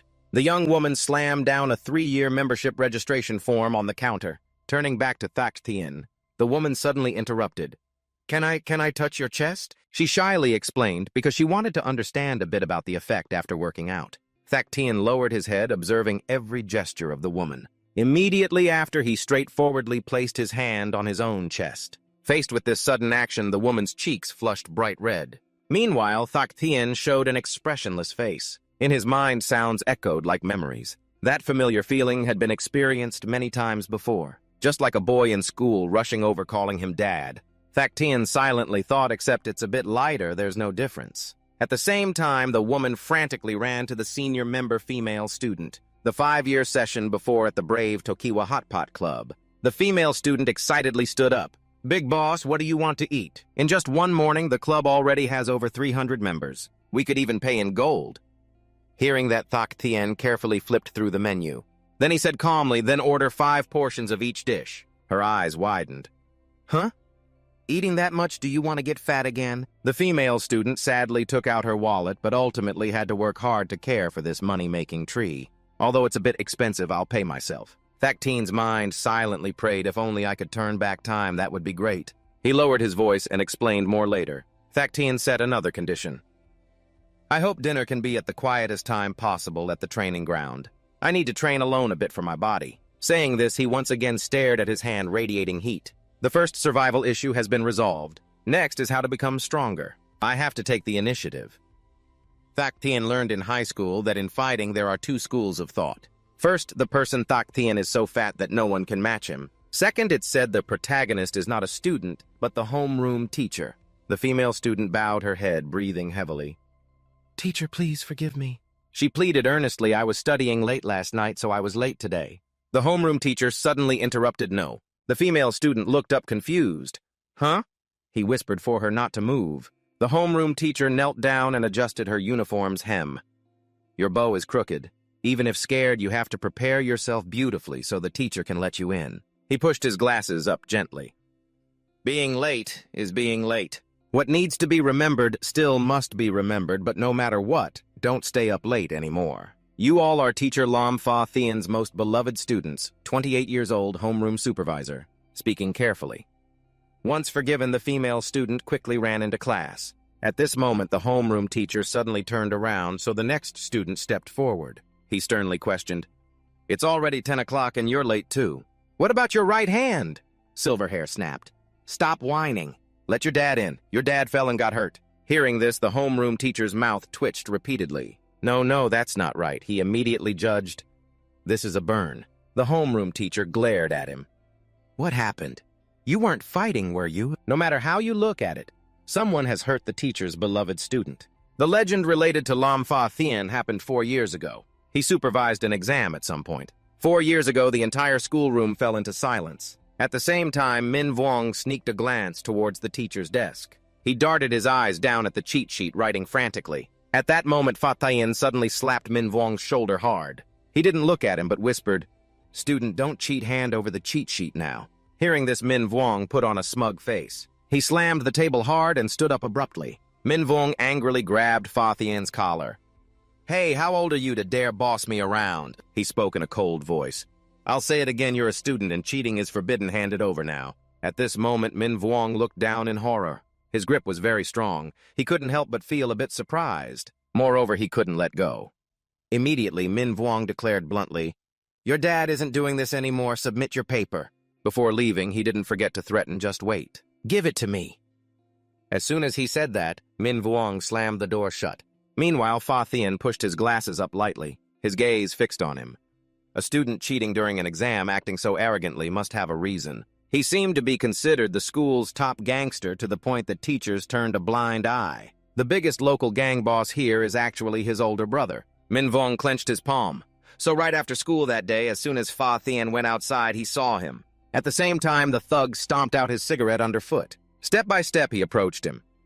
Hey, you're the homeroom supervisor, right? Hearing this, Fa Thien only replied briefly. The thug gritted his teeth.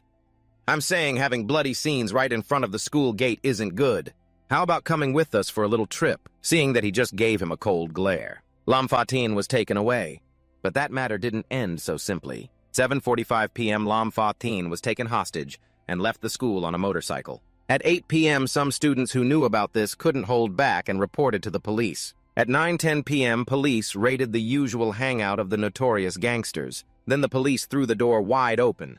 Be honest, we are the police. Before they could step inside, the crowd panicked and froze. Inside, Fa Thien appeared with a bloodied face. At his feet were dozens of bodies piled on the ground. Blood everywhere. The police at the scene were terrified. According to reports, there were 23 people in total. 18 had broken bones. 3 were seriously injured. Among them, 2 were completely unharmed. There were cries everywhere. The teacher was covered in blood and gore, calmly sitting there grading papers. He focused on a slip of paper. Min Vuong, you were wrong again. Here you have to use this formula to solve it. Yes, yes. Next to his feet, a student who just said to avenge that teacher was now trembling. He was trembling violently. Yes, yes, I will definitely study seriously. At the same time, the police team was nearly speechless. At that moment, Fa Thien slowly turned his head. He gave a cold smile. Police, huh? You guys are here. Sorry I was threatened by them. I couldn't help but get a bit rough. From that day on, Lam Fa Thien became a legend. He returned to the gym to change himself. Inside, Thak Thien furiously punched the heavy bag. After a moment, he exhaled in short gasps. Right after Thak Thien swung his fist again. At the last moment, he struck the heavy bag flying. 1. Silverhair bit his teeth and tongue in fear. This is bad. This guy is notoriously strict and violent. Lam Fa Thien suddenly raised his arm. That's right. Teacher remembers. He slowly squeezed Silverhair's shoulder. You're in 12th grade, right? His face twisted even more. He basically couldn't get in. But in this critical moment, he suddenly realized something. Wait. Silverhair tightly clasped both my hands, full of joy. But isn't that good? Getting that teacher to help me face them? Then he hesitated before speaking. Teacher, do you remember someone named Thak Thien in 11th grade? Lam Fa Thien heard this and raised his eyebrows in curiosity. He gently pushed up his glasses. 11th grade, huh? Not very close, but I do have some impression. He took the chance to describe him a bit. He's chubby. A sly smile immediately spreading on Silverhair's lips. This is going to be interesting. He pretended to be awkward. No, I'm just asking. Silverhair resentfully recounted. My hand really got burned. It was by a jerk with the same last and first name as him, but a completely different body. He even covered his face and cried to make it more convincing. He threatened me, pretended to shake my hand. I don't know what he hid in his hand, but it burned me until I fainted. That's terrifying. Just thinking about it makes me shiver. I haven't been able to do any homework these past few days. Lam Fa Thien still caught a few words like pitiful little student doesn't want to do homework. Finally, he gave in. All right, don't do homework for now. I'll tell your homeroom teacher. Go to class. Silverhair passed the hurdle and ran off proudly. But after just a few steps, Lam Fa Thien's voice suddenly rose. And you? He instructed him with a dark face. Help me find out where that kid is. Thak Thien elsewhere was taking steady breaths. Trong Lei watched satisfied. Look, this is your current condition. Ding Ning declared himself very healthy. No back pain, no numb legs. Even after hundreds of punches, he wouldn't lose breath. This is the incompatible part that burns inside your body. Then Trong Lei gave a thumbs up for your beloved wife. Among people your age, your health is outstanding. Contrary to that excitement, Thak Thien only frowned in fear. He thought to himself to adjust to work, he took a week off. Conveniently used everything in the gym. Later, no matter what test method was used, it made him realize one thing. Almost half his face darkened. I'm done for Mr. Nyung. He remembered how once a single move could knock someone away. Thak Thien grabbed the other's shirt. Stop joking around. I could have punched this punching bag to shreds with one strike. Trong Lei was pushed down and beaten relentlessly. Calm down, dear wife, good brother, but when you're weak, your looks fade too. That afternoon, Fa Thien stood in front of the building named Gym to Change Yourself. He placed his hand on the glass door and gently pushed, but Thak Thien inside still didn't notice. Later, he could only rely on relentless training to become stronger. It was difficult, but he finally put the dumbbell back on the rack. His palms slowly relaxed and moved toward another dumbbell. With all his strength, he tried to lift it with one hand. Still, he couldn't hold it long. This weight was too heavy. His shoulders reached their limit. Thak Thien grew even more desperate. I'm too skinny now. If this were before, he could have lifted the dumbbell with both hands while jogging. His body weight was too light. No matter how good his appearance, Fa Thien gently lifted it. To his surprise, Thak Thien's eyes widened as he stared at the teacher. He also turned and smiled warmly, greeting him. Despite a disadvantage, he chatted with Fa Thien while doing a few moves. You don't look like a thug. Just keep that innocent smile on your face, Thak Thien, right? Thak Thien remained very cautious. Who is this? How does he know me? The teacher didn't answer immediately but put the dumbbell down. Then suddenly he clenched his fist tightly. The punch came without warning, startling him. But Thak Thien managed to block it instantly with his hand. That's right, Fa Thien's force pushed him sliding several meters backward. His palm reddened and trembled uncontrollably. 1 second later, his flesh and bones felt like they shattered with cracking sounds. The opponent calmly withdrew his hand again. Fa Thien carefully assessed that he could block this move. It should have been able to break his nose directly. His reaction was very quick, truly someone experienced. Sweat poured down his face like rain. What kind of power is this? Just in a moment he could strike like that. My palm felt like it was punched through with a hole. My hand was numb and trembling uncontrollably, completely losing sensation. Thak Thien loudly asked why this guy had come. In response to Fa Thien's question, he calmly pulled out his tie. Me, I am retribution for when you hurt others. There's a bit of misunderstanding. Why is he frowning like that? I think I get it. Now turns out this guy is an accomplice of those people. His attitude became more serious than before. Well, I have nothing more to say. Tronglei hurriedly appeared, intending to stop the two of them. You wait! He was about to speak, but suddenly stopped. His hand also lowered. He chanted a spell and put the flame into Thak Thien's hand before leaving. Let me help you on this side. Fa Thien was still preparing. His hand was smoking. He actively charged forward with a clenched fist. Fa Thien blocked directly, causing the two to confront each other. Sparks kept flying. The scene flashed back 6 years to a children's training gym. A kid with fierce spirit sneered at a newcomer. I'm Long Ba Thien, 13 years old. I'm the oldest here. When the coach is busy, I make the new kids train with you, he declared loudly. But do you know why I do this? Because fighting feels great. Your dad hits hard. He'll beat you until you cry. Ba Thien shouted at a large shadow. Hey, are you listening, newbie? Just because you're a bit chubby doesn't mean you're good. Thak Thien, whose body was several times bigger, silently looked down. Your name is Thak Thien, right? But the kid couldn't even touch a single hair on him. Later, the kid bragged about his 2 black belts, but unsurprisingly, he still got knocked out cold by him. It's really frustrating why so weak. Back to the present. His whole body trembled as if about to break. But despite that condition, Fa Thien had no injuries at all. He casually complimented his opponent a few times, persistent. His 2 hands remained in attack stance as usual. It's been 10 minutes already, right? Still standing strong, Fa Thien continued. Get ready, I'm about to admit defeat to you. But he gruffly interrupted, shut up. Thak Thien frowned, annoyed at being chased and beaten by some nobody. After tiring of fighting and praising, he must be trying to anger me, but I know how to stay calm. The first strike he launched was very strong. Before that, he exchanged a few punches with me, and I returned them, but not fast enough. Then, whenever my fist got close, he immediately stepped back to avoid it. The smoke Tronglei planted began rising in the palm. After lighting the fuse, it burst into a small flame.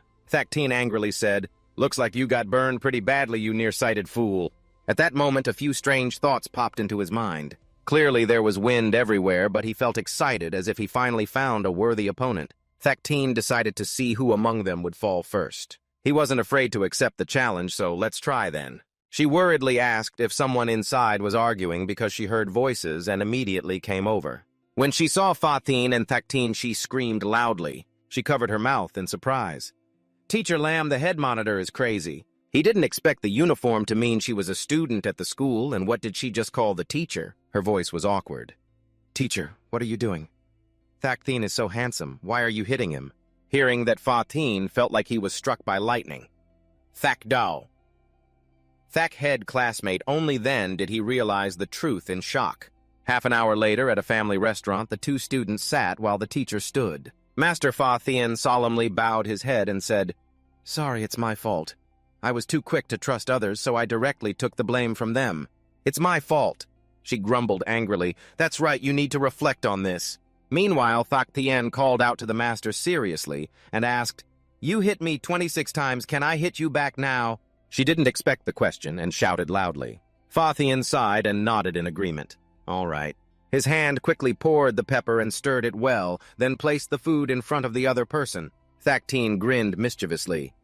Eat up, dear. I specially prepared this delicacy for you. Finish it all, don't leave even a little bit. Still, he wasn't too stubborn and walked away. Lately, you've suddenly lost weight. Almost no one recognizes you and mistakes you. Not recognizing you is also an unavoidable matter. please forgive me. Fa Thien really ate that thing, causing her to panic and want to stop him. Teacher, a certain feeling rose in his heart. This was actually the first time he met an equally matched opponent. At his age, this experience was magical, though he didn't know whether to feel happy or angry. But at that moment when he was hit, his heart truly beat faster. That night, Thak Tin took the bag of food and closed the door. Hey, you have to shoo Trong Lei away to sleep well. If he dares to sleep with me, I'll deal with him. He could choose to sleep in the kitchen, but suddenly he grabbed Thak Tin back. Hey, wait! Trong Lei looked very serious. I have something important to say. A bit curious, he tried to listen in. The afternoon's event was recounted. Your two hands sparked fire during the fight, right? That was when I first experienced that feeling 10,000 years ago. Trong Lei affirmed. Since then, I realized I could regain some power through memories. I understood two things. He raised one finger. First, I remembered how to restore your body to its original state. Difficult, but better than nothing. Then he warned, second, that teacher and his girlfriend. Thak Tin's eyes widened and mouth dropped open in shock. They both have issues. Trong Lei rubbed his temples to recall. That girl has something on her that mortals shouldn't possess. And that teacher's aura, I still remember just now when eating, I accidentally overheard his whispered words. At that moment, Fa Thien did mumble something very quietly. He happened to notice that suspicious action beside him. Fa Thien blamed himself. Lum Fa Thien, you're still so hot-headed, still so impulsive, you're basically unworthy of being human. Because of that, Trong Lei concluded, his aura is basically not human. Thak Tin still didn't understand what he meant, while Trong Lei smirked mysteriously. Interested now, aren't you? Do you know there's an earth-shattering secret in this world? He uttered each word in surprise, an earth-shattering secret. The other replied, seriously, yes. Trong Lei's distant past resurfaced. Before I was born, although I was titled the deity overseeing all people, I was dissatisfied. I was filled with curiosity about the unknown in the world. Turning around, he saw a woman gently approaching. She said something to him and pointed far away. Because of that, he happily left. So finally, encouraged by himself, I set fire and went out to explore. I traveled for 3 years.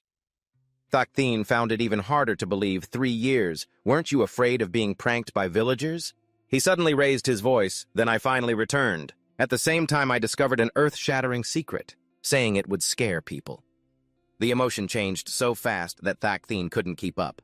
Suddenly, he made a sphere sign while bursting out, I kept heading north, didn't look back. Eventually, he returned to the same place. This world is a globe. Thak Tin's whole body turned to stone. Even he was speechless.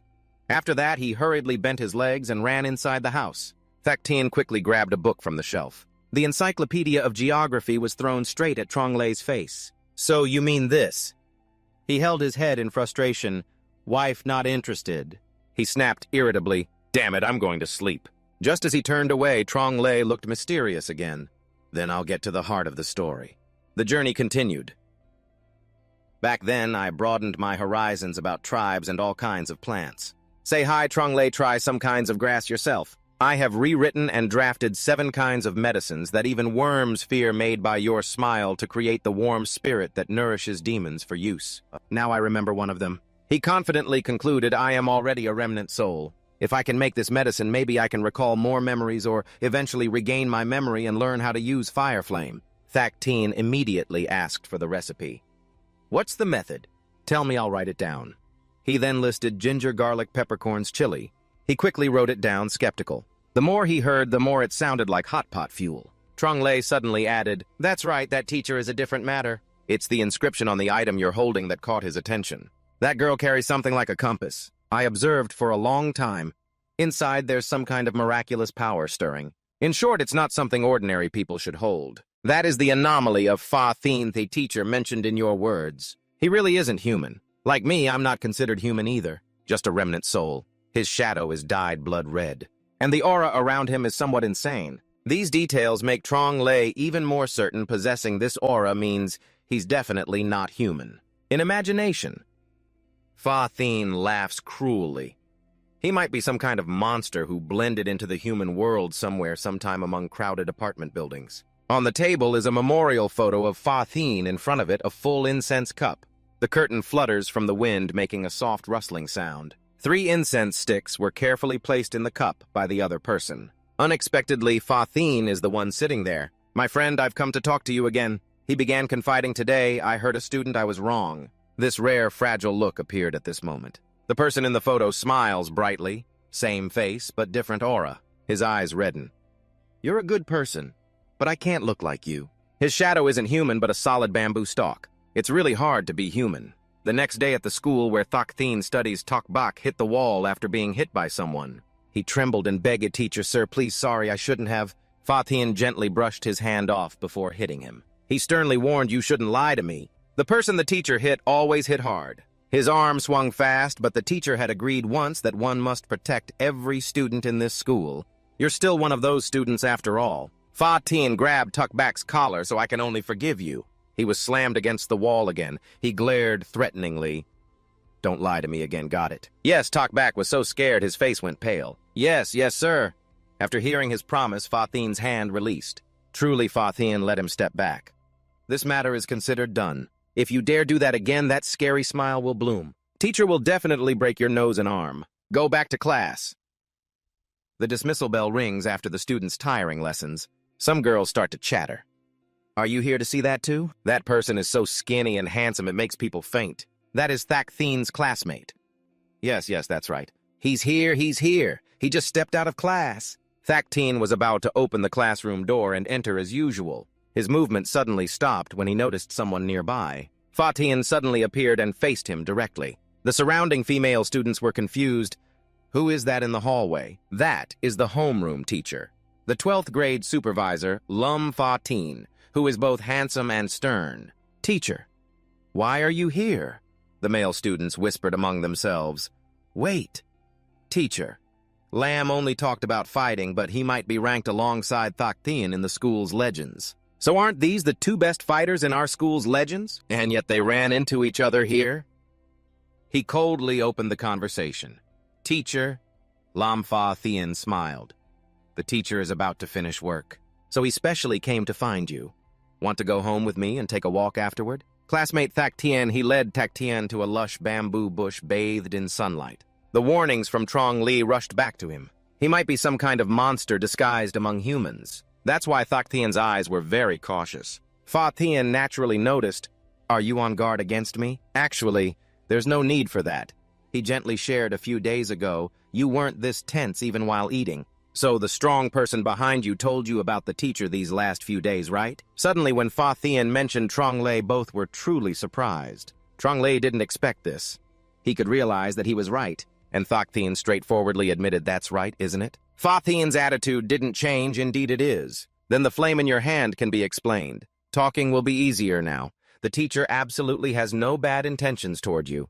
He slightly raised an eyebrow, puzzled by that statement. What Fa Thien slowly told a story instead of answering. This land was once a bamboo forest before the school was built. Now only a little bit remains. He raised the watering can in his hand to stop the water flow. He directly admitted, "Classmate Thak Thien, the teacher, is not human. This is where the teacher was born." Thak Thien's eyes widened in surprise. Fa Thien's previous form was originally an ancient bamboo spirit. A mountain demon practicing for 10,000 years can take human shape. The teacher foolishly stayed here day after day, finally becoming a thunder immortal in the sky, suddenly crouching down. That night, the teacher underwent a lightning tribulation. Because of that, smoke and dust covered the whole forest. Eventually, the bamboo forest was burned by lightning. Only one area remained. Fa Thien and the other bamboos were more than half broken. The teacher was gravely wounded and revealed his true form. The real person named Fa Thien came to save him. Taken home to Building 26. The school is located in an open field surrounded by many trees. Fa Thien brought the broken tree trunk to plant in the open land. Its trunk was only a small piece with some burn marks. Yes, the janitor working nearby started a conversation. "Is this the new teacher, Lamb? What are you planting books and stuff underneath?" He cheerfully replied, "It's a bamboo plant. Didn't there used to be a fire nearby yesterday? I picked it up and brought it here." That gentle gaze seemed to convey to the bamboo, hopefully it can live healthily. Back then, it hadn't become a spirit, so it could only listen. "You and I are alike, both just arrived here. Later, this will be your home." Over time, many things happened, like a dog casually pooping at the root. Not to mention some people openly breaking leaves to flirt with girls. At that time, Fa Thien was full of marks from mischievous students. The trouble didn't stop when a student kicked a very strong shot. The ball soared up, then shot straight forward. It didn't miss, but hit the tree trunk, making him furious. "Wait until I can move, I will kill all of you." On that fateful day, someone pressed a cigarette butt onto his leaves. It then fell straight to the ground with the smoke still burning. Long Ka and his gang all looked angry. A young man accidentally ran by. "Isn't that Long from grade 12? What's up? You look sad smoking." He suddenly narrowed his eyes as if about to devour the other. The young man trembled. "Hey, what are you doing?" His henchmen shook their heads in disappointment at the situation. He threw an arm over the kid's shoulder. "No matter what grade you're in, if you don't want to get beaten up, you'd better shut up. The guy in front of you, Brother Long, said Long has already sent 52 people to the hospital this year alone." That threat came with Long Ka's expression. "Do you want to be number 53? Your face is turning blue and you're stammering without a word." The guy growled again. "I'm warning you, we're all really pissed off right now. Just one touch and it could explode." The main reason was the school recently got a new teacher. The story was simple this afternoon. Some guys' phones were confiscated. They were caught playing games while hiding in the bathroom. Just as he was enjoying himself, someone interrupted his mood. Fa Tien caught him red-handed. That teacher even dared to check inside the bathroom. We each have to write a 5,000-word self-criticism report. But that's not all. Yesterday at noon, Brother Long called a follower in the class to invite him to lunch, but got caught too. This time he has to write an 800-word self-criticism. Fa Tien even stood next to that student to protect him. That teacher insisted the big brother apologize to the kid. The young man didn't know how to respond after hearing that. His henchman nearby said, "I'll tell you, all of us are spinning like tops and really pissed off right now." Yeah, the guy shoved him away to vent his anger. "I advise you to get lost quickly, or else it'll be trouble if I beat you up right here." The young man immediately obeyed. "Yes, yes, yes, Brother Long." After a moment of silence, he spoke. "All right, let's go to class before we get caught again." The guy scowled. "I really can't stand it anymore. Right, this bamboo was planted by that bastard, right?" The threat made the small bamboo shake. "Next time, water it a little." That day, Fa Tien also came to check the garden as usual. He thought to himself, how did it grow into this, all droopy and withered? "All right, bamboo." Feeling a surge of frustration, he couldn't hold it anymore and shouted, "Hey, you little brat! Your father is seriously injured right now." I shouldn't even say this, but to avoid further damage to my cultivation, I have to. "Move your father somewhere else immediately, or tomorrow my students will burn me to death with boiling water," he exclaimed in shock. "What? What did you say? Are you talking bamboo?" It shouted back. "I can not only talk, I can also be your father." Its voice rang harshly. "I admit I have no prospects like you. It's really an 8th-generation curse. Are you crazy? If someone picked me up, they must be crazy because everywhere else is full of trees. But I'm the only bamboo. Clearly they want me dead. I'm about to be poked to death by passers-by." The bamboo kept complaining.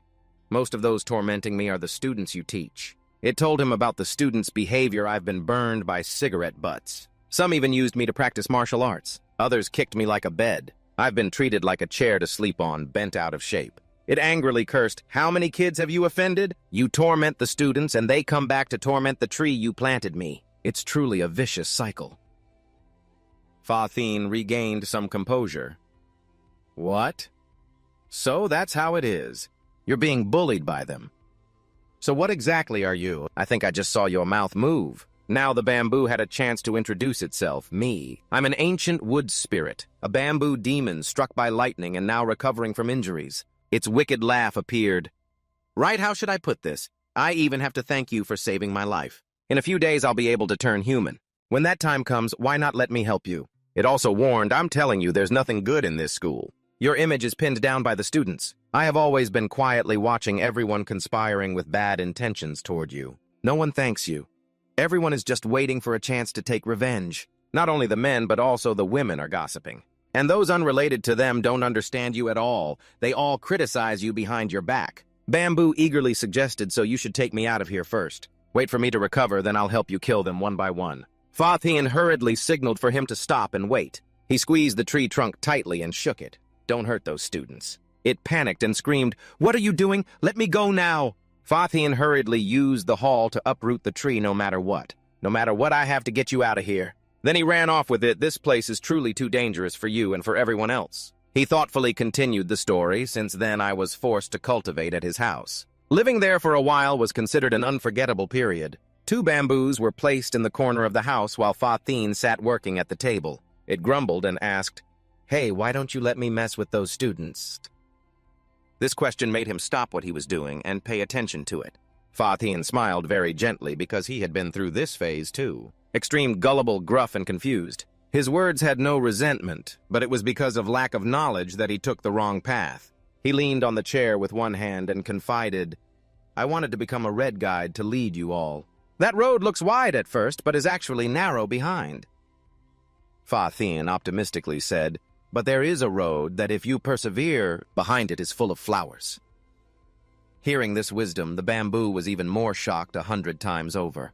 He then turned to ask its opinion. By the way, let me say, I think you're pretty gruff. Do you want me to be your confidant student? It shyly refused him immediately. He said, Are you crazy? Why did you suddenly bring me up?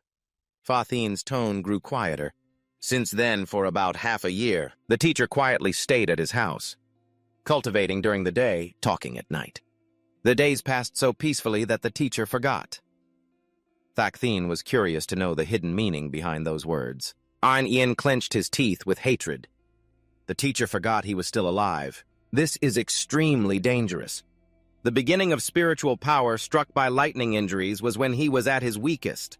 It was also when the monks were most eager. He covered half his face to reassure himself. The teacher shouldn't have stayed at his house. On a beautiful morning, the sun gently shone down on the bamboo placed opposite the dining table.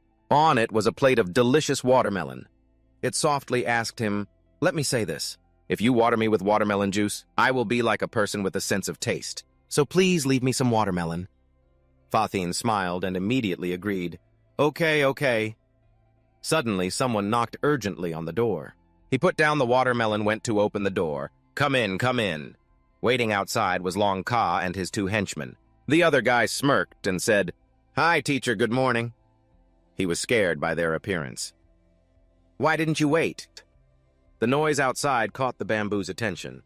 What's wrong with your eyes? They said nothing and roughly pushed Fa Tian inside. All 28 students' eyes were full of hostility. Fists were raised, recalling a while ago. Anyone wanting to use the restroom was locked outside. Long Ka monopolized him to smoke with his henchmen inside. He muttered, I'm about to be finished. I've been caught enough times this term by that crazy teacher, and it's been recorded 3 times. If this continues, I'm afraid I won't graduate next year. The guy next to him was no different. Same here. The worst part is now I'm scared to be caught and don't dare to pee for others in the exam. And I still have thousands of words left. The other guy shouted loudly, That damn teacher! How dare he let us be so reckless? Even smoking a cigarette, you have to wait for him to go to a meeting before daring to light up. The door suddenly pushed open without any hesitation. The 3 people inside flinched.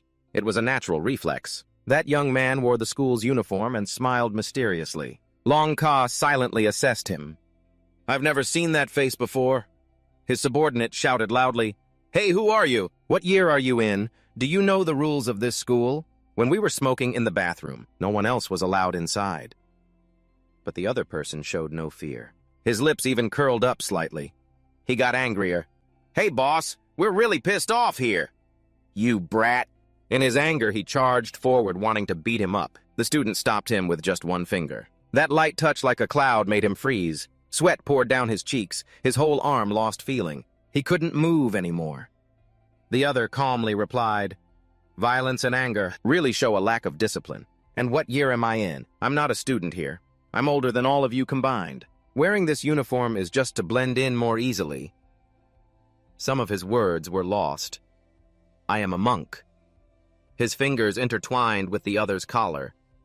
I have been watching you all for a long time. This fist shouldn't be aimed at me. You always have someone you hate, some magic hidden inside. He said, Why not nurture this hateful desire even more? Let it grow bigger and then release it. Beat him up. Then the 3 of them were hit by that energy straight in the head. Because of that, now Fa Tian was being assaulted by them. Their feet stomped down hard. They held his hands tightly. I must leave my footprints on his face. He still tried reasoning with them. Hey guys, what are you doing, teacher? The gruff guy replied, What teacher? I've wanted to beat you up for a long time now. They squeezed his neck hard. Why do you want to interfere with us? Why do you want to change our way of life? He struggled, unable to finish the sentence because the teacher wants us to, then punched him straight in the face. I don't care what the teacher wants. His eyes full of hatred. People like us just ignore and don't care. That way the teacher is happy and we're happy. Everyone can live happily and peacefully. Isn't that good? Fa Thien's reason got stuck in his throat because the teacher wanted to discipline them. Then the bamboo plant helplessly shouted from the corner, "Hey, stop it now! Stop it! If this keeps up, I'll die!" Fa Thien trembled, trying to persuade them. That's because the teacher has seen that a bigger path is a happier one. The bamboo plant panicked. It widened its eyes, taking in the whole scene. His eyes began to close. The teacher must show you.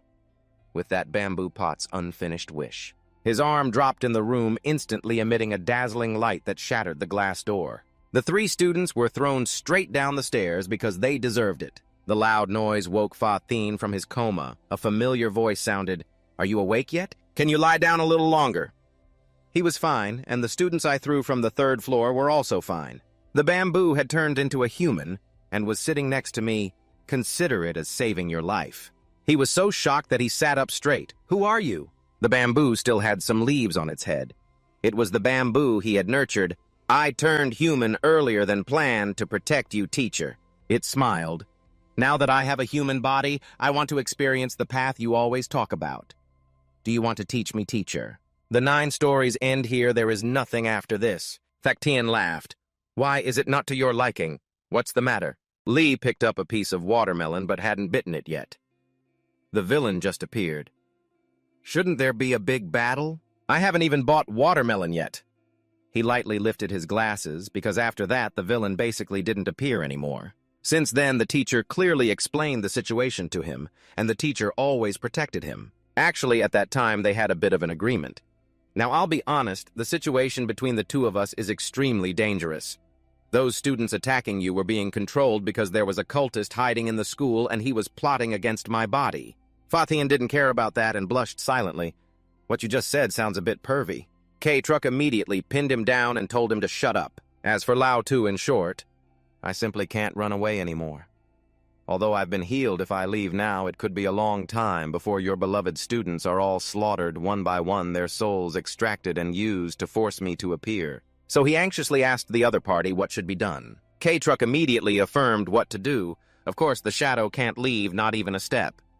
I must always be by your side to protect you, and I must not attract anyone's attention. If that's the case, then there's only one way. He came up with a great idea. How about I conveniently protect you while also experiencing the path you mentioned? Want to try teaching me? The last thing he got to do was tap the chalkboard with a stick. The word desire in Jiu means hoping to obtain something that shouldn't be obtained. Remember that clearly, this is the core point of this test. The students in the class showed some strange expressions on their faces while studying. Fa Thien pushed his glasses up as usual. Those people whispering down there? Did you see that? The ruler in his hand is K-Truk, the one he took from behind the mountain to plant earlier, then dug up and brought home, and finally made into an honest ruler.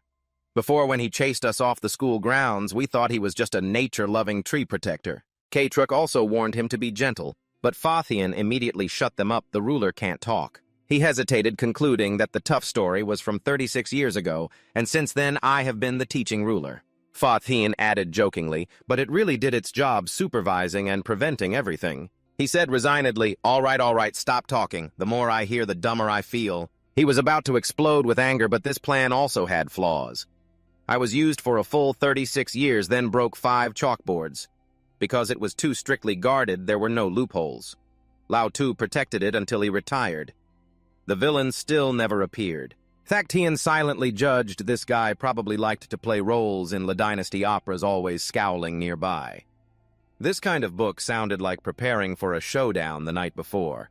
Suddenly felt overwhelmed, too annoying. A gentle breeze blew from somewhere, causing a few bamboo leaves to flutter. After that, everything went very peacefully. A few years later, that teacher also passed away from illness, generally a short life. Because it was afternoon, the sky turned golden, and he finally hoped for the teacher here. He gently took off his glasses, continuing to follow those footsteps here. Fa Thien really was on his sickbed comforting him. "Brother Truck, you really live longer than me. I probably can't be with you anymore. Do you want to try the feeling of being a teacher?" So he nostalgically looked at the keepsake, and finally the teacher became a real teacher. The current glasses were left by him. The teacher supposedly protected him together with him and continued his life story. After sharing, Fa Thien put the glasses back on. The teacher told all the memories. Now the teacher still continues here, partly to fulfill the deceased's wish. A few years ago, the teacher submitted a fake resume to the school, but since he's been teaching for 36 years, giving lessons is no problem smoothly switching topics. Secondly, thinking that the culprit from years ago is still somewhere watching him. His teacher's intuition tells him so. Classmate Thak Thien called you here just to tell you everything and also to ask you not to tell other classmates about the teacher not being human, okay? Thak Thien fell silent for a few minutes, then suddenly smiled brightly and said, "The homeroom supervisor is a monster. Even gaining 5 pounds this month would surprise me. So many things not worth mentioning. I won't tell anyone." Fa Thien showed a happy expression on his face. He thought silently that these words were honest. Listening to the teacher's stories was basically not scary at all. On the contrary, it felt warm. His experiences with people were no different. There were tears and smiles. So nothing is impossible. The two continued exchanging words downstairs. "Teacher, please help me with this a bit. If you were a type of tree, then could you tell me where the ingredients for this potion come from? Let me see." The vision gradually narrows in the eyes of someone named 2C from long ago, but actually he's observing them from above, always waiting for an opportunity. The following days passed peacefully as well, so after chatting with the teacher for a while, everything went back to normal. Thak Thien sat in the cafe devouring each bowl. Next, he went to the gym, making the girls go crazy over him. The school gym he helped with also got attention, especially from the boys. "I heard Thien's dad went after another gang of thugs recently. Your dad really is my dad." The young man boldly offered some water. "Dad, try some bitter melon juice." He refused right away. They didn't want bitter melon juice. They wanted to Netflix and chill. When he got to class, the desk was already full of letters in all colors. He had some free time and opened them to look, catching the attention of the girls. At night, Thak Thien sat focused at the computer, but there was also a strange kind of expansion in his mind. Fa Thien showed surprise during their earlier conversation. "So you just got in touch with cultivation?" He nodded and replied, "That's right." Then suddenly took out paper and pen to write something down. "Then I have to send you that website." Thak Thien frowned deeply in confusion. He handed over a slip of paper with the website. It really had a lot of essential stuff. "In short, find time to register, and when you do call me." Thak Thien was typing the words in there, pressing the button to enter that mysterious website. Just looking at the first page, Thak Thien couldn't help but be surprised. The blue light from the screen reflected in his wide-open eyes. The website's title boldly printed a line, "Website Protecting Traditional Craftsmanship," with a slogan below, "Enduring Together." Courage reflecting. Mutual support. Sharing glory and shame. Not only that, there were many sections serving the people, like research on refining pills, hygiene therapy, housing insurance, cultivation methods, social security, and transportation lookup. Even the search bar suggested topics right away. "Welcome to China's convenient cultivation realm, breakthrough platform." Greeting Thak Thien, he slammed the table and shouted, "Holy crap!" He quickly picked up the phone and called, "Hello. What kind of state does a cultivator of this era actually live in?" Fa Thien on the other end smiled and said, "You've opened the website, right? Then there are roughly 1.2 million of them." The phone almost slipped from his hand. The voice from there continued, "In this world, those with extraordinary abilities also include teachers." He explained further to Thak Thien Ru, sleep-controlling water and fire toxin, crafting monster transformations, soul-stealing and body possession, all sorts of cultivation. But among us, there are probably about 1.2 million people. His story became more mysterious, always calling him bro, and Thak Thien was unconsciously drawn in. The closing line from Fa Thien broke the imagination heir to traditional craftsmanship. "Yes," he calmly continued, "these are all considered intangible heritage, so there's a specialized website for these disciplines. In short, to prevent misinformation, some seniors created it, and it's said the government even participated." Thak Thien couldn't believe it and shouted, "What the hell are you talking about?" Fa Thien gave an example. "Look now, the speed of sniper bullets is 1,000 meters per second, and most cultivators can't dodge the barrel of a regular person's gun. One shot and they're down. Every year, many rogue mutants exploiting special powers illegally are shot dead. Also, anyone doing things against the rules will be reported. The teacher has been criticized many times over his teaching methods in recent years. Before, some cultivators practiced the old way in that environment. Many cultivation methods waste energy and bring no benefits. Wang Thak, a 25-year-old, carefully practiced poison cultivation, but the results were poor. And every day he was scolded by his wife. "You don't work properly, and we're even poorer." The story ended harshly. Before long, the family next door moved to the city for work, and soon bought a big house with a wide gate. No one in the village wanted to learn anymore. Even Thak Thien had to agree. It's true, cultivation in this era really is unrealistic. Fa Thien added casually, "Anyway, just look for some info here, it won't hurt.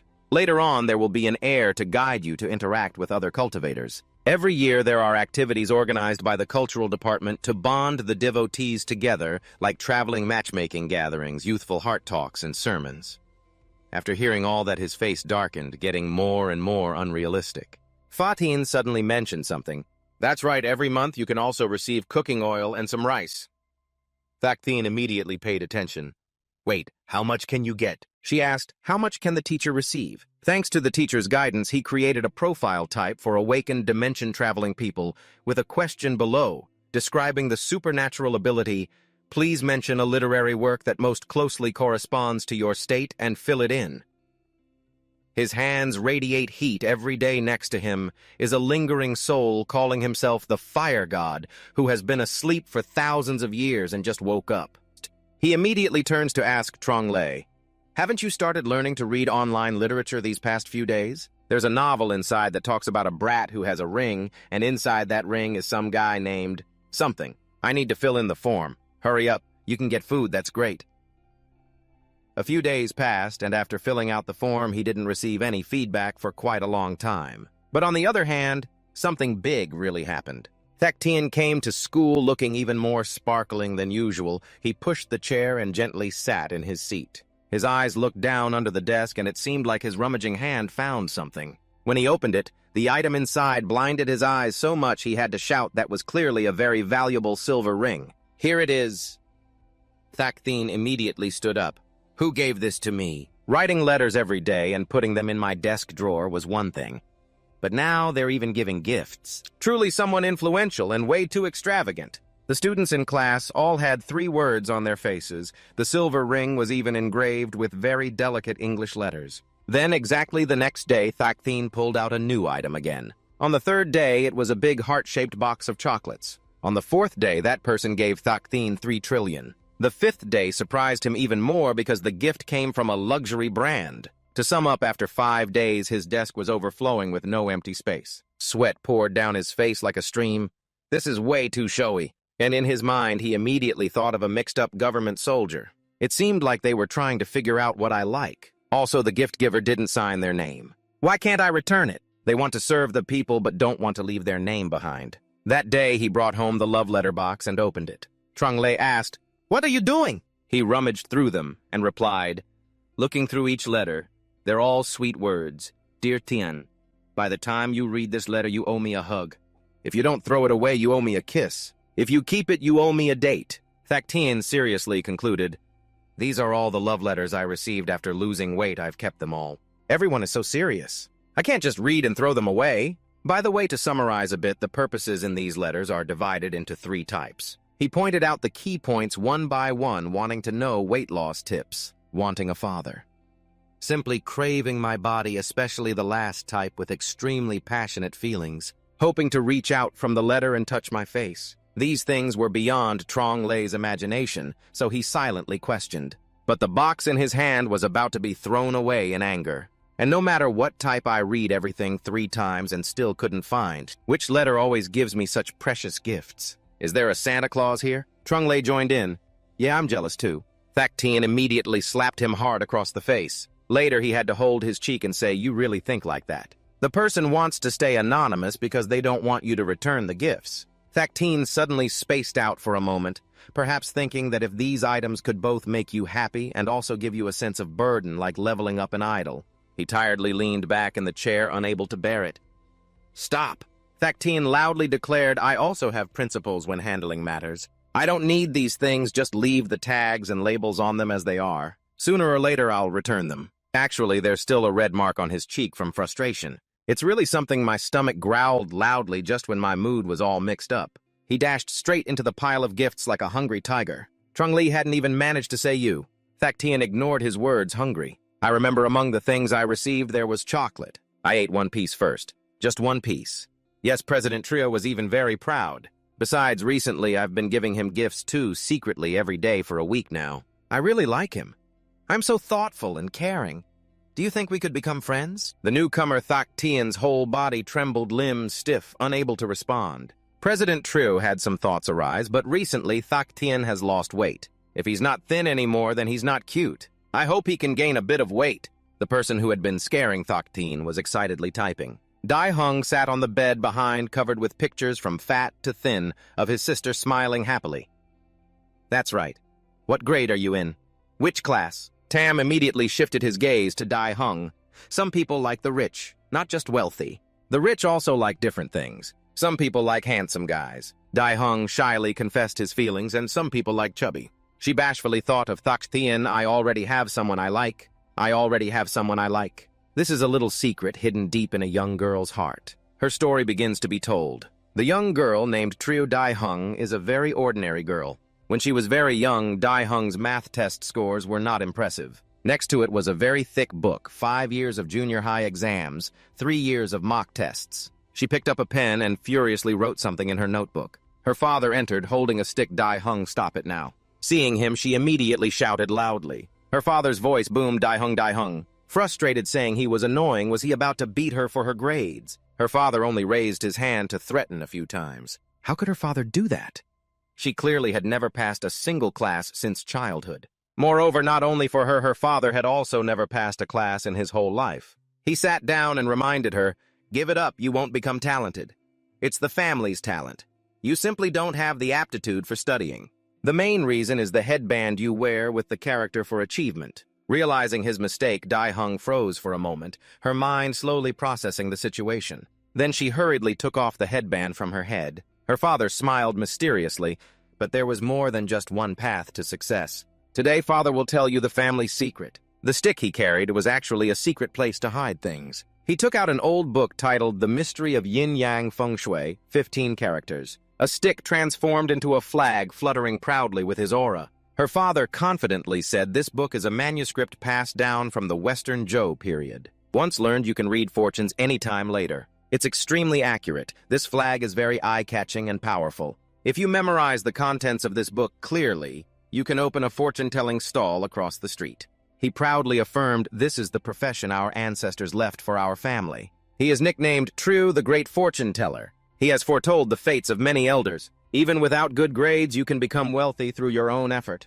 Her father muttered quietly, but don't count on winning the lottery. If you do things beyond the natural order, you'll face retribution. Dai Hung over here was crying. She wants to pass the class. Her face drooped, unable to find any hope. But just a second later, she realized, wait, that's not right. If you just want to pass without making mistakes, that's fine too. Dai Hung immediately suggested to her father, maybe you should quickly teach me fortune-telling. Her father was surprised. He thought he would have to advise her for a while longer. On a periodic test day, a few coins fell onto Dai Hung's desk. She began to chant. First check, the fate structure. Second check, the major luck. Third check, prosperity and decline. Fourth check, advance or retreat and death. Fifth check, if the spirit is auspicious or not. Sixth check, the position of the hexagram. Seventh check for escape from bondage. Eighth check for tears. Ninth check, external evaluation. The coins jingled and then gradually settled still. She opened one eye slightly to check that the 3 picks still showed the Yang character. Dai Hung focused on the question and made a decision. This one chooses C. Another time, she even used tarot cards, leaving the class amazed. Each card turned in her hands like some kind of magic. She concentrated, calling out tarot cards. Tarot cards, please tell me. At that very moment, Dai Hung opened her eyes wide. She drew a card from the shuffled deck. The card was held tightly between 2 fingers, whether the sun was reversed or not. Dai Hung quickly filled in the answer. Okay, this one chooses X. The teacher on the podium reminded 15 minutes left to finish the test. Please quickly check your papers again. The blackboard clearly showed the final exam questions, yet the whole class was still captivated by her actions. Dai Hung held the pen and wrote delicate strokes. She used both hands, pouring her emotions into the pen. Soon the magic circle was successfully drawn. The last step was to push the pen into the circle. It rolled next to the paper that already had the reading method written. Dae-hung excitedly thought, I have the answer. She was no longer afraid of the test paper in front of her. So simple, just that simple. Not even cheating. I'm relying on my own ability to do it. A bright smile bloomed for the first time in the exam room. I did the test. After so much effort, Dae-hung received the red diploma from Nam H City Middle School. The diploma showed all scores marked as 60. Thus, the young girl had passed the final level of middle school and moved up. The results were considered average. She got into the same school as Tak Tien. In a room with a sign for Class 2 team, a teacher sat at a desk holding some papers, looking tired. Fa Tien suddenly pushed the door and entered. He asked, "What's wrong?" "Why the long face?" The other person was startled. Homeroom teacher Lum An shared with difficulty. "Nothing much. Just one student is troubling me." The two teachers held test papers in their hands. The multiple-choice section was almost all correct, but the more complex parts were almost all wrong. The Chinese essay had 2 arguments, both full of mistakes. For math, physics, and chemistry, only the final answers were written. What kind of abnormal answers are these? He held his face and sighed. Kids these days are really incomprehensible. After hearing this, Fa Tien slightly raised his glasses. He smiled. Truly interesting. The other person was even more puzzling than interesting. Fa Tien's face suddenly turned frightening. If that's the case, we definitely need to come up with some countermeasures. How about I set the literature exam for 11th grade this time? After that, the school's exam rules were changed. The final exams on the last day, 10th and 11th grade lecture halls were mixed together. The proctor in the lecture hall announced to the 11th grade room that today they would take the last 3 subjects, history and politics. The test papers were passed hand to hand down to Dae-hung, who took the exam calmly. Immediately after, she noticed something unusual. Her worldview fell into an awkward silence. What is all this writing filling the pages? Why is it only an essay prompt? Dae-hung worriedly thought the topic was too difficult. Basic fortune-telling couldn't figure it out. But tears also began to flow. I clearly relied on fortune-telling to stabilize my semester performance already. Moreover, it's all basic arguments you can't just answer randomly. Not only do I get no points, but I also have to submit a blank paper. Why does every tear streaming down her cheek because of fear look so abnormal? Previously, Dae-hung was scolded by the teacher in front of the class for what kind of answer? An invisible answer.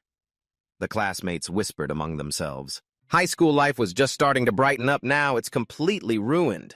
But she still tried to reassure herself that she could at least copy a few sentences from the book. She couldn't submit a blank paper. Dae-hung's eyes kept darting up and down. Bad luck for her, the sharp eyes of the proctor noticed it. Now she finally understood. Under the proctor's staring gaze, the young lady realized she had failed herself. She didn't even know how to cheat on herself. Her father's whispered words from before rushed back. If you cross the natural order, retribution will come. Dae-hung shed tears and almost accepted the truth. Is this my retribution? She clenched her hands tightly, praying, God, everyone is good. Everyone is kind. I'll pay any price. Please help me. Time ticked by. The clock hand spun a few more turns. Then Tak Tien finally opened the door and walked in. His large body brushed past her. Sorry, teacher, I'm late. Dae-hung, sobbing quietly, was caught by that voice. Her eyes suddenly widened in surprise. Tak Tien appeared like an angel with wings descending to earth. Dae-hung had to use the most delicate words to describe that moment. When the person sat near the young lady on all 4 sides, the whole room darkened. It was the silhouette of a mountain. She looked up and away for a moment. Reflected in her eyes was the vast space ahead. Dae-hung tearfully lifted a hand, unable to resist the urge to reach out. Her finger gently touched Tak Tien's back. When she withdrew her hand, her flesh itself burst with a surge of emotion. After confirming it was real, Dae-hung's eyes sparkled even more like a loving father's. A feeling of safety that brought such reassurance. At that moment, warm sunlight shone into her soul as she thought and copied the cheat sheet with all her might. Dae-hung's life changed from that point on. Her grades weren't great anymore, but she vowed to study seriously and not cheat again. But besides that unexpected meeting that day, the image blocking her view remained deeply engraved in her mind. That large silhouette made her feel happy. The young lady began to develop feelings for him. The young lady started investigating him. The young lady had someone she liked.